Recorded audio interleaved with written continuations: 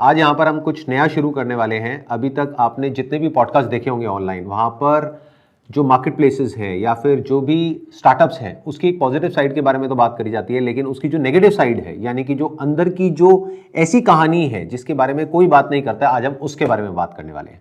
हमारे साथ में लोग बैठे हैं जिनको डिजिटल मार्केटिंग का एक्सपीरियंस है, या तो उन्होंने डिजिटल मार्केटिंग फील्ड में जॉब करी है कहीं ना कहीं, या कर रहे हैं, या अपना कुछ ना कुछ किया है, यानी अपना कोई ब्रांड बनाने की कोशिश करी है किसी न किसी मार्केट प्लेस में, या इंडिपेंडेंटली अपनी कोई वेबसाइट लॉन्च करी है। अब वो बताएंगे कि अंदर एक्चुअल में होता क्या है, उसको हम डिस्कस करने वाले हैं। तो आप लोग देख करके हो सकता है आपको कुछ सीखने को मिले, ऐसा जो और कहीं पर भी नहीं है, किसी भी यूट्यूब चैनल पे या किसी भी प्लेटफॉर्म पे।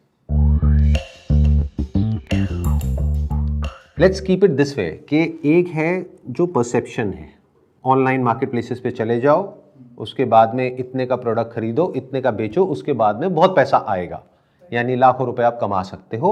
और बहुत लोग तो ये सिखा भी रहे हैं कि ऐसा कैसे करते हैं। आई एम नॉट श्योर उन्होंने खुद ने ये किया है नहीं किया है, पर बहुत लोग ऐसा सिखा रहे हैं। बट आप में से बहुत सारे लोग हैं जिन्होंने ये ऑलरेडी किया हुआ है, इसी तरह से हमने शॉर्टलिस्ट करके आप लोगों को यहाँ पे बुलाया है। तो आप में से कोई है जो बताना चाहेगा कि एक्चुअल में जो सेल जनरेट होती है किसी पर्टिकुलर प्रोडक्ट की या किसी पर्टिकुलर प्रोडक्ट कैटेगरी की, मान लो एक्स अमाउंट की, मान लो 5 लाख रुपए की, तो क्या वो एक्चुअल में कमाता है इंसान या फिर गंवाता है? तो कोई है आप में से जो बताना चाहेगा अपने एक्सपीरियंस के बारे में? सर आई बिलीव कि अगर किसी को भी ई कॉमर्स अपना न्यू ब्रांड स्टार्ट करना है तो ideally it should not be through market places, it should be through your website directly और थ्रू सोशल मीडिया। बिकॉज अगर आप किसी भी मार्केट प्लेस पे जा रहे हैं तो you need a huge investment in starting. Working capital का ही जो टाइम होता है अप्रॉक्सीमेट 3 to 4 मंथ्स का आपको बफर चाहिए होता है प्रैक्टिकली, बिकॉज उसमें मार्जिन्स वगैरह का जो पेमेंट्स आती हैं, फिर उसके बाद फेक रिटर्न्स वापस आते हैं, कुछ गलत प्रोडक्ट्स आते हैं, तो वो सबका जो मार्जिन्स होते हैं वो कहीं ना कहीं आपको इन्वेस्टमेंट ज़्यादा करनी पड़ती है till the time you get your money back. तो क्या आप ये कह रहे हो कि वो देखने में बड़ा आसान लगता है कि हमने कहीं से प्रोडक्ट लिया और ले जा करके वहाँ पे मार्केट प्लेसेस में लिस्ट कर दिया, लेकिन एक्चुअल में इतना आसान होता नहीं है? उसके लिए you need to have deeper pockets, in the sense आपके पास बहुत पैसा होना चाहिए पीछे से लगाने के लिए शुरू में, फिर जा करके रिटर्न आएगी। तो क्या आपने किया है उसके बेसिस पे आप बोल रहे हो, अपने एक्सपीरियंस के बेस पे बोल रहे हो? Yes, sir. तो आपने क्या किया था एग्जैक्टली, थोड़ा सा बताएंगे? सर मैंने चिकनकारी कुर्तीज में किया था। मैं अपना फैशन ब्रांड मैंने करा है और स्टार्टिंग में मैंने अमेजोन पे ही करा था स्टार्ट टू वही वीडियोस कितने टाइम वगैरह। तक किया था आपने? अप्रॉक्सीमेट बीच में 3-4 मंथ्स किया था, फिर ब्रेक किया था, फिर दोबारा से स्टार्ट किया था and finally I have stopped it now.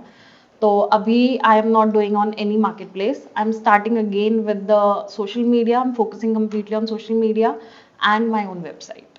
When you talking about social media, तो आप क्या करते हैं? मतलब जैसे सोशल मीडिया पे आपने अपने प्रोडक्ट को प्रमोट किया और फिर वहाँ से ऑर्डर्स आते हैं, उसको व्हाट्सएप के थ्रू एग्जीक्यूट करते हैं या अपनी वेबसाइट पे ट्रैफिक लेकर के जाते हैं? वेबसाइट के थ्रू। और वेबसाइट आपने क्या शॉपिफाई यूज़ करके बनाया है? अच्छा, ये जो आपने अमेजोन पे किया, और भी मार्केट प्लेसेस पे किया होगा या सिर्फ अमेजोन पे किया था? फ्लिपकार्ट पे किया था but very few, 1 or 2 articles. Actually Amazon is easiest way to start with, Flipkart is a bit difficult, उसमें बहुत सारी चीज़ें होती हैं। Myntra, Ajio, they have very difficult stages कि उनको अंदर उसमें जाने के लिए it's many more deeper pockets। तो Amazon is the easiest way to start. तो आपने अमेजोन से शुरू किया था, ये कब की बात है, कब किया था आपने शुरू? आई हैव स्टार्टेड इन 2019 और 20 अप्रॉक्स। फिर थोड़े टाइम किया था, there was a good response but I have stopped it because of some personal reasons, but again I have started but and then I realise कि नहीं, I need a very high working capital for this if I want to continue it. ऐसा क्यों कह रहे हैं आप? जैसे आपने 3 महीने किया है, तो कितनी सेल जनरेट करी आपने 3 महीने में? सर आने के लिए देखिए, order I update the inventory in the evening, I get the orders tomorrow. 10-15 orders भी आ जाएंगे if the item hits, but वो 10-15 ऑर्डर आज आप डिस्पैच कर रहे हैं, और if I am in the fashion thing, you need sizes, you need colours, everything you need. अब वो आप 200 वेरिएशन एक ही प्रोडक्ट की अप्रॉक्सीमेट डाल रहे हैं, फिर उसके बाद उसमें से 13-15 ऑर्डर्स आ रहे हैं एक दिन में, वो डिलीवर होंगे 5 डेज बाद, और फिर उसके बाद उसकी पेमेंट आएगी उस डिलीवर होने के 10 डेज बाद। फिर उसमें से कुछ होंगे जो रिटर्न भी आ जाएंगे, रिटर्न में से कुछ ऐसे होंगे जो गलत रिटर्न आएंगे, then we have to do a SPF claims और वो सारा लॉन्ग प्रोसीजर। सो आपका पेमेंट फिर उसके बाद Amazon will hold some amount, reserve रखते हैं वो कि हम आपका 100% पेमेंट आपको नहीं ट्रांसफर करेंगे। तो आपने किया क्यों? उसके पीछे क्या रीज़न था? मतलब क्या आपने कहीं किसी की कोई वीडियो देखी या किसी से सुना, उस वजह से किया, या किस वजह से? Why did you got into it? सब बिजनेस स्टार्ट करना था तो easiest way to start the business ठीक है, सेल्स आनी शुरू हो जाएंगी। तब सोशल मीडिया का इतना ज़्यादा वो इंटरेस्ट नहीं था कि भाई ठीक है, because I started working part time job के साथ साथ। तो उस टाइम पे फिर ये था कि चलो अमेजोन को साथ साथ कर लेते हैं, तो वो एक सेल्स जनरेट करता रहेगा साथ साथ। तो ऑन एन एवरेज आपकी महीने की कितनी सेल हो रही थी वहाँ से? On an average approximate 999 was the amount पर ऑर्डर का, और 10 ऑर्डर्स पर डे के अप्रॉक्सीमेट आ रहे थे। तो 10,000 रुपये की सेल आप ऑन एन एवरेज जनरेट कर रहे थे, मतलब महीने की 3 लाख रुपए की सेल आप जनरेट कर पा रहे थे। हाँ जी। और फिर भी आप कह रहे हैं कि उसमें कमा नहीं पा रहे थे, तभी आपने बंद किया। तो क्यों नहीं कमा पा रहे थे? 3 लाख की सेल तो अच्छी खासी होती है। सर अच्छी खासी होती है, बट वो 3 लाख की सेल लेके आने के लिए अप्रॉक्सीमेट आपको 7-8 लाख की इन्वेस्टमेंट करनी है, और उसके बाद नेक्स्ट मंथ का भी तक आपको बफर चाहिए, वर्किंग कैपिटल चाहिए। दैट इज 1 एंड 2, क्या इसमें ऐड भी करनी पड़ती है आपको या नहीं? ऐड नहीं करी? मैंने पर्सनली एड्स नहीं चलाए थे। एड्स नहीं चलाई थी। तो आपकी कॉस्ट क्या थी? अगर इसमें कॉस्ट देखी जाए, आपने 999 का प्रोडक्ट बेचा, तो इसमें एक कमीशन होगा उसका प्लेटफॉर्म का, वो कमीशन कितना था? Approximate 18% was the one type of commission. फिर उसके ऊपर एक और भी था, I don't remember actually, it's being 2-3 years, तो 2 इयर्स बैक। तो एक और रिकरिंग अमाउंट भी था, फिर उसके ऊपर plus logistic which is 40 to 70 rupees depending on the location. After 999 सारी डिडक्शन के बाद 250-300 rupees was the final amount. 200 rupees I guess वो आपको बचता था एक ऑर्डर पे। और अगर दिन के 10 ऑर्डर आए तो 2,000 रुपये बच गया आपको एक दिन का, महीने का 60,000 रुपये बच गया। तो फिर बंद क्यों किया? सर वो रिटर्न्स उससे ज्यादा आ रहे हैं ना। और वो जो रिटर्न आ गया, क्योंकि ये कुर्ती है, तो वो आप दोबारा सेल नहीं कर सकते, वो बेकार हो गई। नहीं, we can sell, but sometime वो प्रोडक्ट जो है वो खराब आ गया और वो गलत आ गया उस सब चीज़ों में, बिकॉज डिलीवरी बॉयज वगैरह जो है they don't care it, and sometime in मतलब people also use it and then ship it back. तो वो यूज्ड होकर के वो पता चल रहा है कि वो यूज्ड है, then we can not sell it back. तो इस बिजनेस में ओवरऑल आपने जब कैलकुलेट किया तो क्या आपको प्रॉफिट हुआ एंड में जाकर के, लॉस हुआ या ब्रेक इवन था, क्या था? क्योंकि आई थिंक इन्वेंट्री बहुत बच गई होगी आपकी 4 महीने बाद। फिर उन कुर्तियों को क्या किया? सब वो फिर अपनी वेबसाइट पे सेल करा, एग्जीबिशंस के थ्रू सेल ऑफ किया। एनीबडी एल्स जो थोड़ा और बताना चाहे? हाँ बताइए सर। अगर बंदे को ई कॉमर्स स्टार्ट करना है, अपना कोई ऑनलाइन जाना है, तो सर सबसे बेस्ट ऑप्शन ही अमेजोन है। मतलब मैं तो जेन्युइनली रेकमेंड नहीं करूँगा कि वो D2C जाए कि अपनी वेबसाइट बनाए। पहले सर वो शॉपिफाई पे जाएगा, उसको खरीदेगा, है ना, उसके पर मंथ के चार्जेस देगा, ठीक है। फिर उस पर लिस्टिंग्स करने, अगर उसे नहीं भी आती तो वो कोई बंदा हायर करेगा, उसके पैसे लगेंगे अलग। तो सर अमेजोन आपको पूरा एक सेटअप देता है, सब कुछ देता है। आप लॉग इन करो, आप अपना प्रोडक्ट डालो उसके ऊपर और बेचो। सर जो अमेजोन है ना, वो जेन्युइनली सिर्फ एल्गोरिदम पे काम करता है। उसमें ये नहीं है कि वो क्या कहते हैं आपको, मतलब कि क्या कहते हैं खुद पुश दे देगा या कुछ देगा। आप जैसे हीलियम 10 एक सॉफ्टवेयर होता है, आप उससे कीवर्ड्स आप सिलेक्ट करो, है ना, वो कीवर्ड्स आप उसके टाइटल में डालो, आप उसके डिस्क्रिप्शन में डालो। तो जो लोग सबसे ज़्यादा सर्च करते हैं वो हीलियम बता देता है कि लोग क्या सर्च कर रहे हैं। कोई गिफ्ट की स्पेलिंग गलत लिख देता है, जैसे GIFET लिख देता है, तो वो भी बता देगा हीलियम। तो अमेजोन सर सबसे ईजीएस्ट वे होता है वहाँ पे अपने आप को स्टार्ट करने का। लोग सर उससे प्रॉफिट निकालते भी हैं, ऐसा नहीं है कि मतलब सिर्फ एक ये मतलब बेकार चीज़ है, लोग प्रॉफिट भी निकालते हैं उससे, लेकिन इतना निकाल लेते हैं कि आपका घर चल जाए। लेकिन अगर मैं सोचूं कि मुझे ग्रो करना है अपने आप को, तो वो वहाँ से नहीं हो पाएगा। उसके लिए फिर हमें वापस D2C पे जाना पड़ेगा, मतलब अपनी वेबसाइट बनानी पड़ेगी और अपने प्लेटफॉर्म से सेल करना होगा, अपना ब्रांड बनाना होगा। अब ये दो अपोजिंग व्यूज़ हो गए। आप ये कह रहे हैं कि मार्केट प्लेसेस पे नहीं जाना चाहिए क्योंकि वहाँ पे कमाई करना इज़ नेक्स्ट टू इम्पॉसिबल अगर आपके पास में बहुत पैसा नहीं है तो। But what you are saying is कि अपनी खुद की वेबसाइट नहीं बनानी चाहिए, डायरेक्ट नहीं जाना चाहिए और मार्केट प्लेसेस पे जाना चाहिए। क्योंकि सर मैं अगर वेबसाइट बना लूंगा, मुझे जानता कौन है? राइट। अभी सर हमारे पास 140 करोड़ लोग हैं, मुझे क्या पता कौन क्या काम कर रहा है, या मैं जैसे इनसे पहले नहीं मिला था, मुझे नहीं पता था कि ऐसा कुछ ब्रांड भी है। तो हम अमेजोन पे डायरेक्टली जाके अपने आप को स्टार्ट कर सकते हैं, वहाँ से हम अपने एल्गोरिदम को बढ़ा सकते हैं, वहाँ पे हम एड्स चला सकते हैं कम पैसों में, कि जैसे 500 रुपये पर डे की या 1000 रुपये पर डे की। जैसे धीरे धीरे हमारा जो प्रोडक्ट है वो पेजेस वाइज आगे आने लगे, जैसे सबसे लास्ट पे है तो धीरे धीरे आगे आने लगे। तो जैसे अगर आप रिव्यूज़ करवा दो, जैसे मैंने अपने किसी दोस्त को बोल दिया कि यार तू खरीद ले और रिव्यू कर दे, तो उस रिव्यू के बेसिस पे भी अमेजोन आपकी लिस्टिंग को उठाता चला जाता है, ठीक है। अगर आप सर जैसे फर्स्ट पेज पे आ रहे हो, आप एड्स रन कर रहे हो, ठीक है, तो विजिबिलिटी आपको मिलना चालू होगी। उसका एल्गोरिदम समझेगा कि यार ये बंदा जो है टाइमली डिलीवर करता है प्रोडक्ट, लोग पसंद कर रहे हैं, रिव्यूज कर रहे हैं अच्छे। तो वहाँ से सर हम अपने आप को ना एक रेवेन्यू जनरेट कर सकते हैं। जैसे हम जीरो थे, 40,000 पे आए, तो उस 40,000 से फिर हम सर D2C पे जा सकते हैं कि भाई हम अपनी एक वेबसाइट बनाए, लेकिन उस वेबसाइट वो पूरे 40,000 रुपये खा जाएगी आपकी वेबसाइट, क्योंकि अब जब आप एड्स चलाओगे ना तो एड्स इतने महंगे होते हैं। आप 1,000 रुपये पर डे का तो कुछ भी नहीं होता वेबसाइट पे, आप कम से कम 4,000 5,000 के चलाओगे तो वो थोड़ा बहुत लोगों को इंस्टाग्राम पे जाके विजिबल होगा, क्योंकि सब लोग अभी इंस्टा पे मूव हो रहे हैं। FB तो सर कोई चलाता ही नहीं, मुझे भी नहीं पता, मैंने शायद 2 साल में लॉगिन किया है कि नहीं किया। तो वहाँ से सर वो इंस्टा पे जाएगा, 4-5 हज़ार रुपये पर डे के बर्न हो रहे हैं, 1.5 लाख रुपये हो गया महीने का, ठीक है। तो वो D2C सर आपको लॉस ही दे के जाएगा। लेकिन सर जो हम पॉडकास्ट देखते हैं ना सर, उसमें क्या बताते हैं कि अभी एक फैंसी टाइप की एक फैंटेसी चल रही है कि ना कि आप ब्रांड बनाओ, है ना, आप उसकी सेल्स लेके आओ, 40 लाख 50 लाख रुपए लाओ या करोड़ रुपए लाओ और 60-70 करोड़ का बेच के निकल लो, है ना। राइट, ये बहुत बातें हो रही हैं इधर उधर। तो अब सर इसीलिए ना लोग घुस रहे हैं, यार घुसता हूँ, इसको ब्रांड बना देता हूँ फटाफट से, वो बेच के निकल लूंगा। तो वो सर स्लो मूवमेंट पे नहीं चलना चाहते कि जैसे स्लो ग्रोथ होती है जो अच्छी ग्रोथ होती है, तो वो चीज़ नहीं लोग करना चाह रहे। अब लोगों के दिमाग में सेट हो गया है कि यार पैसा ऐसे कमाया जा सकता है, लेकिन सर वो प्रॉब्लम सॉल्विंग नहीं है कि जो भी आप बेच रहे हो, बस पैसा कमाने का मोटिव आ गया कि यार इसको बना लेते हैं और बेच देते हैं। आप अगर सर, मैं अगर कोई प्रॉब्लम सॉल्व कर रहा हूँ किसी बंदे की और उसको अमेजोन पे बेच रहा हूँ, उसकी एक्चुअल में प्रॉब्लम सॉल्व हो रही है, तो वो ऑब्वियसली रिव्यू करेगा, रिव्यू करते करते जैसे हमारी लिस्टिंग्स। लेकिन आपने जो बोला उसमें भी तो एक फ्लॉ है ना। देखो, आप ये जो बोल रहे हो यहाँ तक बिल्कुल ठीक है कि अगर अपनी वेबसाइट बनाते हैं उसमें मार्केटिंग में बहुत पैसा लग जाएगा, और इतना पैसा लगाने के लिए उसके बाद में रिटर्न आएगी, फिर उसमें प्रॉफिट जनरेट करना इज़ वेरी डिफिकल्ट। बट आप कह रहे हो अमेजॉन का या किसी भी मार्केट प्लेस का एल्गोरिथम क्रैक करना पड़ेगा, which is again next to impossible for a layman, because अगर किसी भी पर्टिकुलर प्रोडक्ट कैटेगरी में कोई इंसान जाएगा तो वहाँ पे हज़ारों प्रोडक्ट्स हैं, और सारा खेल है कि आप टॉप 10 या टॉप 20 रिजल्ट्स में आ रहे हो या नहीं आ रहे। तो टॉप 20 में आओगे कैसे? It's like a chicken and egg situation. जब तक आपके रिव्यूज अच्छे नहीं आएंगे, जब तक आपके नंबर ऑफ प्रोडक्ट ज्यादा नहीं बिकेंगे, जब तक एक पर्टिकुलर लेवल तक आप नहीं पहुंचोगे, तब तक टॉप पे नहीं आओगे। जब तक टॉप पे नहीं आओगे तब तक वो नहीं होगा। नहीं सर, इसमें एक है लूप होल। हाँ, एक मिनट, आप कुछ कहना चाहते हैं? हाँ, आप बोलिए। सबसे पहले तो मैं ये चीज बोला चाहूंगा कि सब लोगों को कि रियलिटी है कि सब लोग बिजनेस में कूदना बंद करो। पॉडकास्ट देख के सक्सेसफुल बिजनेस ओनर्स के पॉडकास्ट लोग देख रहे हैं और तुरंत कूद जा रहे हैं। पहले रियलिटी समझो, बैकग्राउंड समझो, अपना आपको समझो, जॉब करनी है नहीं, जॉब करके भी लोग करोड़पति बन रहे हैं, सुंदर पिचाई बैठे हैं वहाँ पे। तो ऐसा नहीं कि बिजनेस करके लोग बनेंगे, बट बिजनेस करो सोच समझ के, बिजनेस प्लान स्ट्रैटेजी बना के करो अगले 1 साल की, क्योंकि अगले 7, 8, 6 महीने तक आपको हो सकता है खाना भी ना मिले उस बिजनेस से।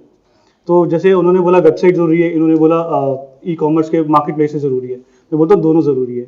वेबसाइट होना इसलिए जरूरी है कि जब मार्केट प्लेस लोग आदमी आता है तो ह्यूमन साइकोलॉजी क्या होती है कि सपोज अगर मैं एक XYZ ब्रांड देखता हूँ अमेजोन पे या मिंत्रा पे, मैं यूजुअली हमेशा ट्राई करता हूँ उसकी वेबसाइट पे। मुझे पता है वेबसाइट पे उसका प्राइस ज़्यादा बेटर मिलेगा, प्राइस बेटर मिल जाएगा मुझे वेबसाइट पे, प्लस मेरा एक वेबसाइट के साथ एक क्या होता है ना कि जैसे मैं ऐड टू कार्ट छोड़ूंगा तो मुझे मैसेज आता है 5% of, 10% of, customer acquisition cost जैसे बोलते हैं वो आता है। तो मैं इसलिए मार्केट प्लेस पे जरूर चलाना चाहूंगा, जिससे कि यहाँ से मुझे विजिबिलिटी मिलेगी, बेसिकली ऑयल मिलता रहा मुझे यहाँ से, और इस वाली गाड़ी मेरी इस ऑयल से चलती रहे। तो मैं यहाँ पे मार्केट यहाँ पे भी ऑडियंस जनरेट करता हूँ।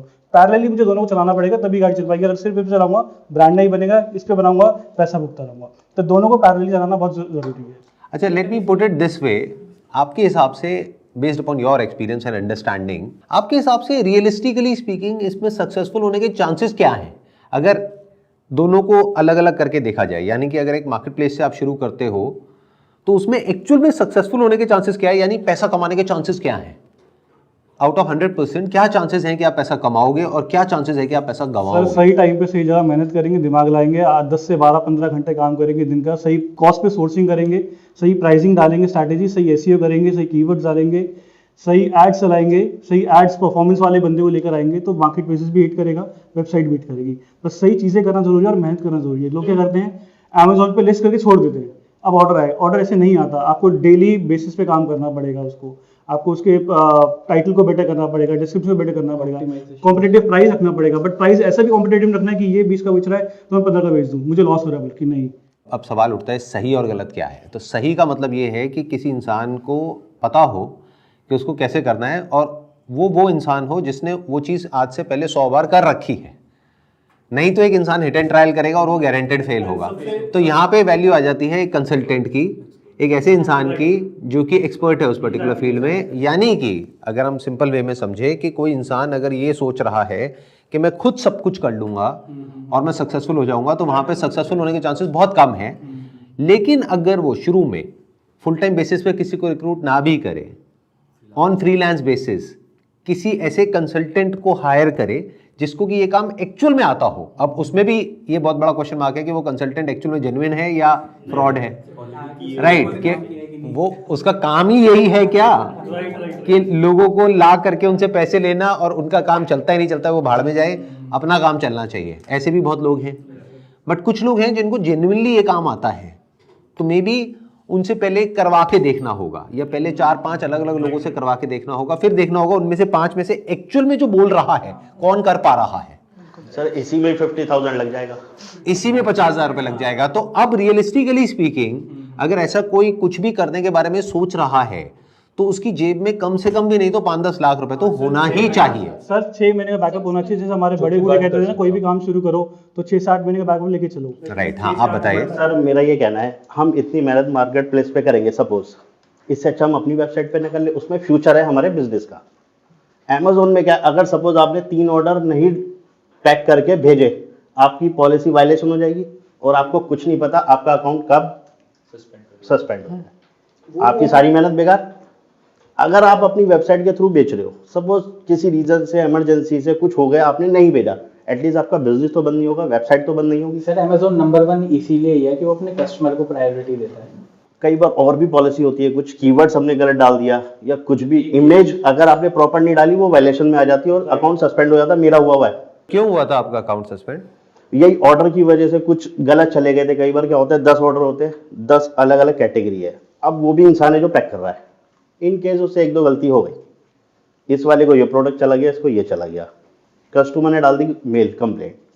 अब क्या होता है, अमेजोन में ये है, वो कस्टमर को प्रायोरिटी देता है, उसको हमसे मतलब नहीं है, क्योंकि उसके पास लाखों सेलर है, वो सीधा आपका अकाउंट बंद कर देगा तब तक जब तक कि वो इश्यू रिजॉल्व नहीं हो जाता। सर अमेजोन में कैसे होता है, अमेजोन में भी परसेंटेज दे रखा है कि इतने परसेंट से ऊपर रहना चाहिए आपका अकाउंट। अगर आप कोई पॉलिसी वायलेशन कर रहे हो, अगर आपने गलत ऑर्डर्स भेजे, अगर आपने लेट डिस्पैच किए, तो सबके परसेंटेज बना रखे कि 10% से नीचे रहना चाहिए। तो ऐसे नहीं कि 2 ऑर्डर गलत भेजते ही मेरा अकाउंट बैन हो जाएगा। मैंने कम से कम 50 ऑर्डर भेजे होंगे तब बैन हुआ होगा। Make sense. हाँ, मतलब ये गलती अगर बार बार हो रही है तब वो एक्शन लेंगे, अदरवाइज नहीं लेंगे। एग्जैक्टली, मैंने 4 दिन ऑर्डर डिले कर दिए, 50-50 ऑर्डर आए थे, तो ऑब्वियसली अमेजोन करेगा ना, अपना ब्रांडिंग क्यों खराब करेगा वो। बट सर अगर मैं अपनी एक वेबसाइट बनवाऊं, यहाँ पे मेरा 50,000 का ई कॉमर्स पे रिस्क है, मैंने लोगों को दिया अलग अलग कंपनी में, इससे अच्छा मैं 50,000 में 10 कीवर्ड पे एसईओ करवाऊं 6 मंथ तक, तो एटलीस्ट 2 कीवर्ड पे तो मेरी रैंकिंग आई। अगर एक आप अपनी वेबसाइट बनाते हैं वर्सेस अगर आप एक मार्केट प्लेस पे जाते हैं, दोनों के अपने प्लस माइनस हैं, वो हमको अच्छे से समझना पड़ेगा। पहले तो अपनी वेबसाइट बनाने में सबसे बड़ा जो माइनस पॉइंट है वो ये है कि ट्रस्ट नहीं है कस्टमर का। आज अगर हमें भी बोला जाए कि कोई पर्टिकुलर वेबसाइट आ गई, लाखों करोड़ों वेबसाइट्स हैं, पहले तो हम ट्रस्ट कैसे करें उस पर कि वो जेन्युइन है या नहीं है। पता लगा हमने पेमेंट कर दिया, ऑर्डर आएगा भी या नहीं आएगा, और ऑर्डर आ गया उसके बाद में रिटर्न होगा भी या नहीं होगा, वो प्रोडक्ट वैसा है भी जैसा दिख रहा है या नहीं है। तो बहुत सारे इफ्स एंड बट्स हैं, और प्लस इनकन्वीनियंस है। एक जगह पे मार्केट प्लेस पे ऑलरेडी हमारे कार्ड डिटेल्स, हमारी सारी डिटेल्स स्टोर्ड हैं। अब एक नई वेबसाइट पे जा करके सारी डिटेल्स भरना, वापस से कार्ड डिटेल डालना और फिर वो ऑर्डर प्लेस करना, तो वो अपने आप में बहुत टीडियस प्रोसेस है। हैविंग सेड दैट, ये भी बात सही है कि जो मार्केट प्लेसेस हैं, अगर आप उस पर पूरी तरह से डिपेंड हो जाते हो, तो अब मार्केट प्लेसेस की जो पॉलिसीज़ हैं उसके ऊपर आप डिपेंड हो। जब उनका मन करेगा वो उसमें चेंजेस कर सकते हैं। It is all subject to change. आज मान लेते हैं आपकी जो प्रोडक्ट कैटेगरी है उसमें वो 10% चार्ज कर रहे हैं पिछले 3 साल से। अब एकदम से ओवरनाइट आप देखते हो एक नई पॉलिसी आ गई आपकी पर्टिकुलर कैटेगरी के लिए, जहां पे वो 10% से बढ़ करके 20% हो गया। अब क्या करोगे? आपको तो पूरा बिजनेस मॉडल ही हिल गया ना। यही सेम मेरे साथ ये मेरा ऐसा हुआ डेली था? का 1 लाख की सेल थी अमेजोन पे, मेरा बिजनेस 0 हो गया था। क्या वजह? पॉलिसी आपके क्या प्रोडक्ट था? आयुर्वेदा में जो मेंस का प्रोडक्ट होता है, अच्छा, उसमें कोई एक कीवर्ड की वजह से पॉलिसी आ गई, मेरा सारा धंधा 0। जो कितने टाइम से चल रहा था? 3 साल से। फिर उसके बाद आपने क्या किया? अपनी वेबसाइट बना करके सेल वो करने तो की मेरा कोशिश करी? साइड बाय साइड चल ही रहा था, तो एसईओ एंड ऑल सारा। बट लेकिन उसमें मैं मेरे वेबसाइट के थ्रू जो ऑर्डर आते थे वो 80% डिलीवर्ड होते थे, अमेजोन से जो आते थे वो 30% डिलीवर्ड होते थे। What do you mean by that? मेरी वेबसाइट से 80% डिलीवर्ड रेशो था, 100 में से, मतलब 20% रिटर्न आते थे। Are you talking about return? और अमेजोन पे उल्टा होता था। आप कह रहे हो 70% रिटर्न आता था हाँ, आपके? अमेजोन पे 70% तो बहुत ज्यादा है, इतना तो मैंने कभी सुना होता था नहीं। सर, आज से मतलब 6-7 साल पहले। अच्छा, उस टाइम की बात में भी हो सकता है हो, बट आज इतना नहीं है return. I think 15-20%, 30% maximum. 20-25%। That's what I am saying. हाँ, ठीक है। एनीबडी एल्स जो अपने कोई व्यूज शेयर करना चाहे, जिसने अभी तक नहीं करे हैं अपने व्यूज शेयर? हाँ, आप बताइए। सर मेरा पॉइंट ऑफ व्यू ये है कि जहां मर्जी चले जाओ, मार्केट प्लेस या वेबसाइट, एल्गोरिदम से नहीं बचा जा सकता। क्योंकि अमेजोन मार्केट प्लेस जाओगे तो उधर अलग एल्गोरिदम है मार्केट प्लेस का, वेबसाइट पे आओगे तो एसईओ करोगे उस पे गूगल का एल्गोरिदम है, एड्स चलाओगे तो उसमें मेटा एड अकाउंट का एल्गोरिदम है, गूगल एड्स पे जाओगे तो उसका अपना एल्गोरिदम है। तो एल्गोरिदम से तो बचा ही नहीं जा सकता। But on website you have more तो एल्गोरिदम में तो फंसना पड़ेगा। तो कीवर्ड्स इट डिपेंड्स कि आप क्या सेल कर रहे हो। अगर आपका, मेरा जो पॉइंट ऑफ व्यू है वो ये है कि अगर आपका वैल्यू फॉर मनी प्रोडक्ट है, ठीक है, तो आप मार्केट प्लेस से स्टार्ट कर सकते हो। क्योंकि 90% of the customer in my view on Amazon Flipkart is price conscious, उधर प्राइसिंग से गेम चलता है, राइट। ठीक है। बट अगर आपका ब्रांड है, आपको अपना प्रोडक्ट प्रीमियम पे सेल करना है, तो आप social media ads, Google ads से जा सकते हो। क्योंकि मैंने बहुत सारे ब्रांड स्केल करे हैं जो प्रीमियम पे सेल करते हैं, क्योंकि हमें भी पता होता है ये प्रोडक्ट कितने का है, एज अ कस्टमर हमें पता होता है कि इस पे कितना मार्जिन होगा, ये प्रोडक्ट कितने का होगा। बट वो प्रोडक्ट सेल होते हैं क्यों? क्योंकि कंटेंट की वजह से, ब्रांड की कम्युनिकेशन की वजह से, और लुक एंड फील की वजह से वेबसाइट की। तो ये सारी रीजन की वजह से, तो वही है fake it till you make it. जो भी न्यू ब्रांड्स लॉन्च हो रहे हैं वो अपने आप को शो ऐसा कर रहे हैं, जो भी प्रीमियम पे सेल कर रहे हैं वो शो ऐसा कर रहे हैं जैसे वो बहुत टाइम से है राइट।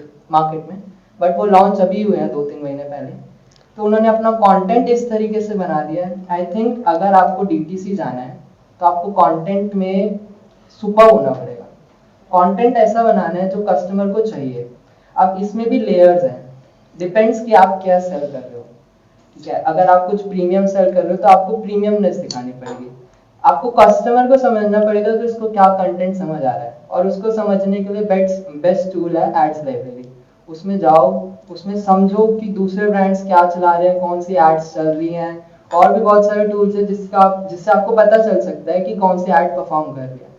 तो डीटीसी जाने का बेस्ट वे है कंटेंट। और एल्गोरिदम में जो हम बातें कर रहे हैं वो एल्गोरिदम तो हर जगह आएगा। Very good point. मतलब what you are saying is कि हम चाहे ये करें चाहे वो करें, दोनों जगह एल्गोरिथम को तो हमको क्रैक करना ही पड़ेगा। Algorithm which is nothing but a kind of a formula that works, and that formula could be different for different product categories. कोई रूल बुक नहीं है कि इसको आप फॉलो करोगे तो वो हो जाएगा। वो आपको पहले समझना पड़ेगा वो प्रोडक्ट कैटेगरी क्या है, कॉम्पिटिटर क्या कर रहे हैं, उसमें कहाँ पे गैप्स है, उसको समझ करके फिर उसको क्रैक करना पड़ेगा। टाइम टू टाइम चेंज भी होती और वो टाइम टू टाइम चेंज होता रहता है, तो अपने आप को अपडेट करना पड़ेगा, उसको वो करना पड़ेगा। बट अब यहाँ पे मज़ेदार बात क्या है जो इन्होंने बोला कि आपका जो प्रोडक्ट है वो वैल्यू फॉर मनी है, यानी कि मार्केट में जितने का मिल रहा है ऑफलाइन या और वेबसाइट्स पे उससे बहुत सस्ता है, तब तो market places is a good option. या फिर आपका ऑलरेडी कोई बहुत बड़ा ब्रांड है तो market place is again a good option, because market place is nothing but a shopping mall, online shopping mall, जहां पे आपकी एक दुकान खुल रही है। तो या तो आप उस दुकान में बहुत सस्ता बेच रहे हो, एक बाजार है एक तरीके से, उस बाजार में या तो आप कोई बहुत सस्ता माल बेच रहे हो औरों से, या फिर उस बाजार में जब लोग आए हैं तो कोई जाना माना नाम है उसको बेच रहे हो। बट अगर आप ये सोच रहे हो उस बाजार में जा करके मैं ब्रांड बन जाऊंगा, तो उसमें बहुत बड़ा क्वेश्चन मार्क है। क्योंकि मैं बहुत टाइम से इन मार्केट प्लेसेस को ट्रैक कर रहा हूं, आई एम नॉट श्योर कि ऐसे कितने ब्रांड्स हैं, होंगे एक्सेप्शंस होंगे, बट ऐसे कितने ब्रांड्स हैं जो कि मार्केट प्लेसेस से निकल करके बने हों। यहाँ तक ठीक है, हम सब एक ही साथ में चल रहे हैं, है ना? सर ओन वेबसाइट से हमारे पास ज़्यादा कंट्रोल होता है, बिकॉज सर अगर हम अमेजोन पे हम सेल करते हैं तो उस पर ओनली एल्गोरिदम वर्क करता है। अगर हम अपनी वेबसाइट से बेच रहे हैं तो हम उस पर ऐड लगा के उसको पुश कर सकते हैं। आपने कहा कि हमारी अगर अपनी वेबसाइट है तो हम ऐड लगा करके उसको पुश कर सकते हैं। That ad could be Google ads, that ad could be meta ads, that ad could be remarketing ads, all kinds of ads. उसके थ्रू हम अपनी जो वेबसाइट है उसको प्रमोट कर सकते हैं। लेकिन ये जो मार्केट प्लेसेस है, यहाँ पे हमारा एक स्टोर है और कुछ प्रोडक्ट्स हैं जो स्टोर में ज़्यादा सक्सेसफुल है, उन प्रोडक्ट्स की भी तो हम ऐड चला सकते हैं ना उन मार्केट प्लेसेस में। ये भी तो ऑप्शन है हमारे पास में। नहीं सर, बिकॉज क्योंकि सर उसमें यूनिट इकोनॉमिक्स आपकी मैच नहीं कर पाएगी, बिकॉज उसमें आपको कमीशन भी देना है प्लस एड्स का भी देना है। तो आपकी यूनिट इकोनॉमिक्स बिल्कुल मैच नहीं करेगी। इंस्टेड आप अपनी वेबसाइट पे ओनली एड्स का ही खर्चा करते हैं, तो आप एक प्रॉफिटेबल या फिर एक सस्टेनेबल बन सकते हैं। This is based on an assumption कि जो हम अपनी वेबसाइट के लिए एड्स रन कर रहे हैं वहां पे जो कन्वर्जन रेशियो होगी वो मार्केट प्लेसेस की कन्वर्जन रेशियो से बहुत ज्यादा होगी और उसकी कॉस्ट कम होगी। You are talking on the basis of that. Let me explain कि अगर Amazon पे मैं एड्स रन कर रहा हूं मान लो 100 रुपए की और मेरी कन्वर्जन हो रही है 500 रुपए की, तो 100 रुपए गया प्लस मान लो 100-200 रुपए कमीशन का गया, 100 रुपए प्रोडक्ट का गया, तभी मैंने एंड में काट पीट के 200 रुपए बचा लिया। बट अगर मैं अपनी वेबसाइट के लिए एड रन कर रहा हूं तो what you are saying is कि 50 रुपए की ऐड करनी पड़ेगी और 500 रुपए की कन्वर्जन होगी। व्हाट इफ कि अगर अपनी वेबसाइट के लिए जो मैं ऐड रन कर रहा हूं वहां पे 200 रुपए लग गया और 400 रुपए की कन्वर्जन हुई, तब तो फंस गए ना। एग्जैक्टली। तो cost of customer acquisition cost जो होती है वो Amazon या फ्लिपकार्ट मिंत्रा जैसे मार्केट प्लेस पे कम होती है as compare to our own website. So हम जो अपनी वेबसाइट पे एड्स रन करते हैं तो बेसिक मिनिमम जो cost of customer acquisition cost जो आती है वो अराउंड 200-250 रुपीज आती है मिनिमम। जो नए ब्रांड्स आ रही है उन पे लोगों को ट्रस्ट नहीं है अभी, वो एड्स देख के मैं वेबसाइट खोल के भाग जाता हूँ, मेरा पैसा गया उतने में। और अगर 200-300 रुपए की आपकी कॉस्ट आ रही है और आपका प्रोडक्ट ही 500 रुपए का है तो आप तो मर गए। उतना ही मेरा Amazon पे मेरा वही कॉस्ट 80 रुपीज 90 रुपीज आ रहा है, प्लस मेरा कमीशन आ रहा है। तो आई थिंक मेरा Amazon पे मोटा मोटा अगर मैं देखूँ तो 180 रुपीज खर्च हो रहा है, जहाँ मेरा 200-250 रुपये आ रहा है। ऑब्वियसली यहाँ पे ब्रांड बन रहा है, बट ये भी जरूरी है और ये भी जरूरी है। अगेन ये दोनों चीजें पैरेलल करना जरूरी है। मैंने इनके यहाँ से ऑर्डर कर दिया 300 रुपीज़ का एक प्रोडक्ट, 3 दिन ही डिलीवरी में लगेगी, ये केस रियलिटी में होता है। नेक्स्ट डे मुझे बाई चांस वही सेम प्रोडक्ट 250 का दिख गया, मैंने ऑर्डर कर दिया, अब इनका रिटर्न, आप क्या करोगे? आप किसकी बात कर रहे हो? आप कह रहे हो मार्केट प्लेस के केस में या उसके केस में? मैंने Amazon से एक प्रोडक्ट आज ऑर्डर कर दिया, वो 350 रुपीज़ का था, मैंने देखा R&D करा तो सबसे सस्ता यही लगा मुझे, 5 मिनट का टाइम था, और सेम प्रोडक्ट मेरे को आने वाले टाइम में सस्ता मिल गया। नेक्स्ट डे मेरे को 250 का मिल गया, मैंने वो भी ऑर्डर कर दिया। अब मुझे पता 350 वाला लेना नहीं है, रिटर्न करना है, 250 वाला ले। तो अल्टीमेटली इनका गया क्या? क्योंकि नहीं प्रोडक्ट आपने डिस्पैच नहीं किया कर दिया। अच्छा कर चुके, ओके। अगर डिस्पैच नहीं भी किया तो ऐड का तो नुकसान हो ही गया। पैकेजिंग कॉस्ट गया, मेरा लॉजिस्टिक्स कॉस्ट चला गया, राइट जाने वाले राइट और प्रोडक्ट रास्ते में डैमेज हो गया। अब Amazon पे जो कस्टमर प्रोडक्ट बाय करता है वो हमारा कस्टमर नहीं है, exactly, this is the fact. Website वाला कस्टमर हमारा है। हाँ। हम फ्यूचर में भी उसको सेल कर सकते हैं, लेकिन Amazon वाले को but yes he is right कि वेबसाइट जो भी कस्टमर्स होंगे उनके पूरे एनालिटिक्स हमारे पास होंगे, उनके पूरा नाम डेटा पूरा होगा, रीटारगेटिंग कर सकते हैं। Amazon में हमें नहीं पता कौन है। मतलब basically what you are saying is कि वो Amazon पे या किसी भी मार्केट प्लेस पे अगर आप कोई प्रोडक्ट सेल कर रहे हैं तो वो अल्टीमेटली उस मार्केट प्लेस का कस्टमर है, क्योंकि वो उसी की वजह से वहां पर है और उसी को ट्रस्ट करके वो वहां से प्रोडक्ट खरीद रहा है, और उस मार्केट प्लेस के लिए भी वही कस्टमर इंपॉर्टेंट है। बिल्कुल correct. You don't own that data. You don't own that data or that customer. You cannot sell that particular customer again and again. नहीं तो मेरे को लगता है उन मार्केट प्लेसेस की जो पॉलिसीज है वो वायलेट हो जाएंगी।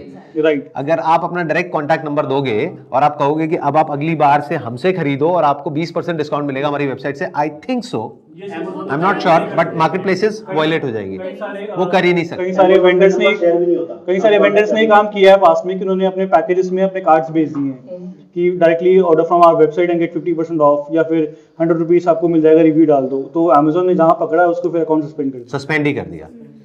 तो ये तो बहुत बड़ा रिस्क है देखा जाए तो ultimately what you are doing is, आप एक बाजार में बैठे हैं, उस बाजार में Amazon ने क्या किया है या किसी भी मार्केट प्लेस ने क्या किया है, आपके जैसे हजारों दुकानें हैं जो सेम प्रोडक्ट बेच रही है और फोटोज भी ऑलमोस्ट सेम होती हैं देखने में, और वहां पे नीचे वो भी आ जाता है other sellers are selling it for, कि अगर आप 295 का बेच रहे हो तो नीचे आ जाएगा ऑप्शन कि 265 में भी है, इतने में भी है, उतने में भी है, अच्छा उसमें डिलीवरी थोड़ा लेट है, ये है वो है, व्हाटएवर, वो सब आपको ऑप्शंस दिख जाएंगे। अब जिसने सबसे सस्ता बेचा उसके बिकने के चांसेस बहुत ज्यादा है, या जिसके रिव्यूज बहुत ज्यादा होंगे उसके बिकने के चांसेस ज्यादा है। रिव्यू का पैटर्न चलता है।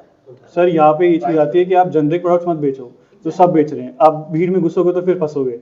बेटर आप एक बेटर क्वालिटी का प्रोडक्ट सोर्स करो, बेटर प्राइसिंग पे सोर्स करो, बेटर शूट करवाओ, बेटर प्राइसिंग हो, बेटर डिस्क्रिप्शन हो, टाइटल हो, आप ट्रेडमार्क लेके उसको बेचो, तो वो कोई कॉपी जल्दी से नहीं कर सकता है। प्लस जैसे इनका चिकन करी कुर्ता कोई स्पेशल डिजाइन बना दिया तो मैं उसको अंडर सेल नहीं कर सकता, मैं अंडर सेल करूंगा तो ये मुझको पॉलिसी वायलेशन का रूल डाल सकती है Amazon को रिपोर्ट करके। तो अगर इसको हमको क्रैक करना हो इस बिजनेस मॉडल को, यानी मार्केट प्लेस वाले बिजनेस मॉडल को, देखो कुछ लोग तो हैं जिन्होंने क्रैक कर लिया है, मान के चलते हैं, चलो मार्केट प्लेसेस पे जो लोग जाते हैं उसमें से 90% फेल हो जाते हैं, जस्ट एज एन एग्जाम्पल।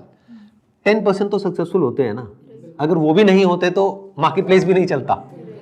अब वो 10% ऐसा क्या करते हैं वो हमें समझना है।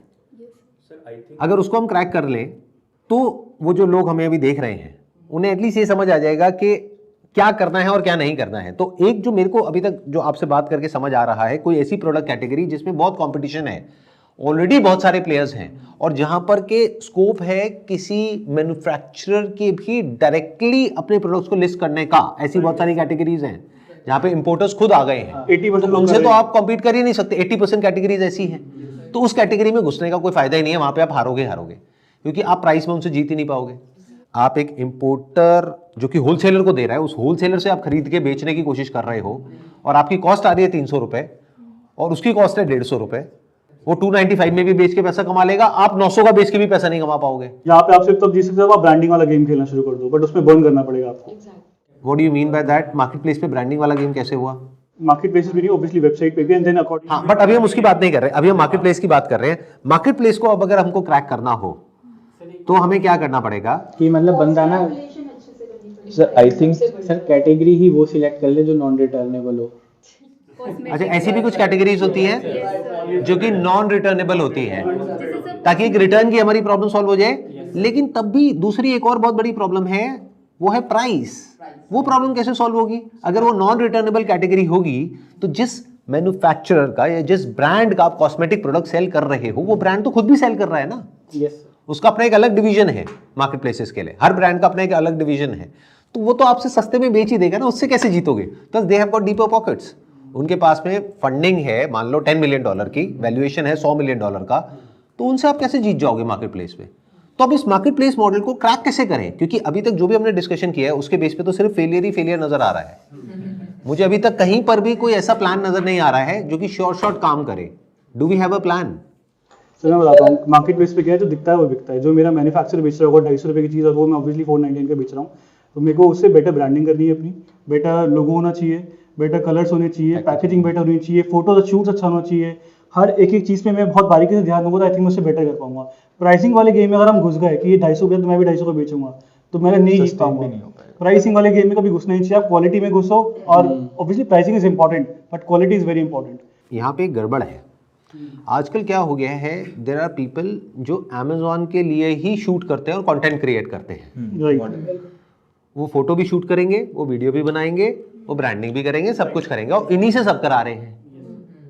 एक बड़ा भी करा रहा है, छोटा भी करा रहा है, क्योंकि ये इकोनॉमिकल है। ये क्या करते हैं, एक मॉडल को हायर किया पूरे दिन के लिए और 20 ब्रांड्स के लिए शूट करके सबको दे दिया, तो फोटोज तो सब वहीं से आ रही है। तो वही तो नहीं करना है ना, तभी तो आप अलग दिखोगे। तो आप कह रहे हो वो नहीं करना, तो फिर क्या करना है? उसमें तो उसकी कॉस्ट बहुत ज्यादा आ जाएगी। सर मैन्युफैक्चरर्स भी अभी क्या कर रहे हैं, आजकल सारे मैन्युफैक्चरर, वो ब्यूटी प्रोडक्ट्स हो चाहे वो लॉन्ड्रीज हो, कुछ भी हो, वो शूट्स रेडी रखते हैं। आप अब मैं अगर सपोज एक सेलर की तरह जाऊंगा, सर मुझे आपका माल चाहिए बेचना है, वो बोलेंगे ठीक है 10 प्रोडक्ट ले लो, इसको फोटो शूट के पेन ड्राइव में दिया, ले जाओ, मेरे को फोटोज रेडी मिल रही है। वो वैसी पेन ड्राइव और वो ही फोटो वो 10 को दे चुका है, वो 10 क्या पता 100 को दे चुका है या 500 को दे चुका है। अगर मैंने सुबह 22 प्रोडक्ट लिए भी थे, तो अगर बेटर फोटोग्राफ में खिंचवाता, उससे बेटर रील्स बनवाता, बेटर यूजी कंटेंट बनवाता, बेटर ब्रांडिंग करता, बेटर लोगो होता, बेटर पैकेजिंग होती, बेटर सर्विस होती, ये सब चीज़ अगर मैं बेटर तरीके से करता, बेटर डिलीवरी टाइमलाइन होती, तो मैं उन बाकी लोगों से तो एटलीस्ट आगे होता। और मेरा ब्रांड उन लोगों से अलग इसलिए दिखता क्योंकि जो दिखता है वो बिकता है मार्केट प्लेस। अभी तक प्रोडक्ट बंदे के हाथ में पहुंचा ही नहीं है। देखो, आपको एक बहुत मजेदार बात बताता हूँ।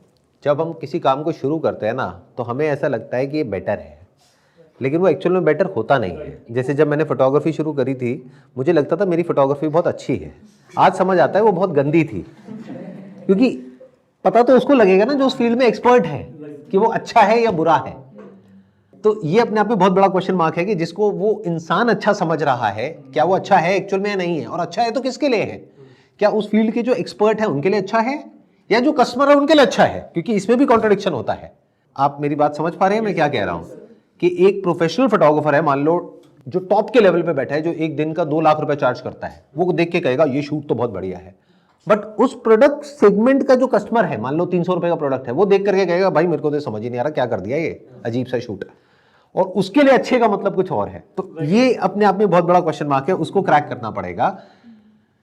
प्लस कोई ऐसा प्रोडक्ट ढूंढना पड़ेगा जिसमें कंपटीशन ना हो, और वो ढूंढना आज की डेट में ऑलमोस्ट नेक्स्ट टू इम्पॉसिबल है, क्योंकि हर कोई यही कर रहा है। और मजे की बात, आप नए घुस रहे हो इन मार्केट प्लेसेस में, there are lot of people जो इन मार्केट प्लेसेस में पिछले 2 साल से 5 साल से 10 साल से बैठे हैं और वो भी नई नई कैटेगरीज ढूंढ रहे हैं, क्योंकि उनको पता है कि मैं ये प्रोडक्ट इंपोर्ट कर रहा हूं या ये प्रोडक्ट यहां से ले रहा हूं और बेच रहा हूं, यहां पे मैं इतना कमा रहा हूं, तो वो भी तो अपनी प्रोडक्ट जो कैटेगरीज हैं उसको एक्सपैंड करते जा रहे हैं। तो उनके लिए वो आसान है, आपके लिए मुश्किल है, क्योंकि वो 2-4-5 साल से वहां बैठे हैं। कोई नया इंसान आ रहा है और वो आकर के ये सोचता है कि मैजिकली मैं एकदम से कुछ क्रिएट कर दूंगा, तो I don't think it's going to be a cake walk.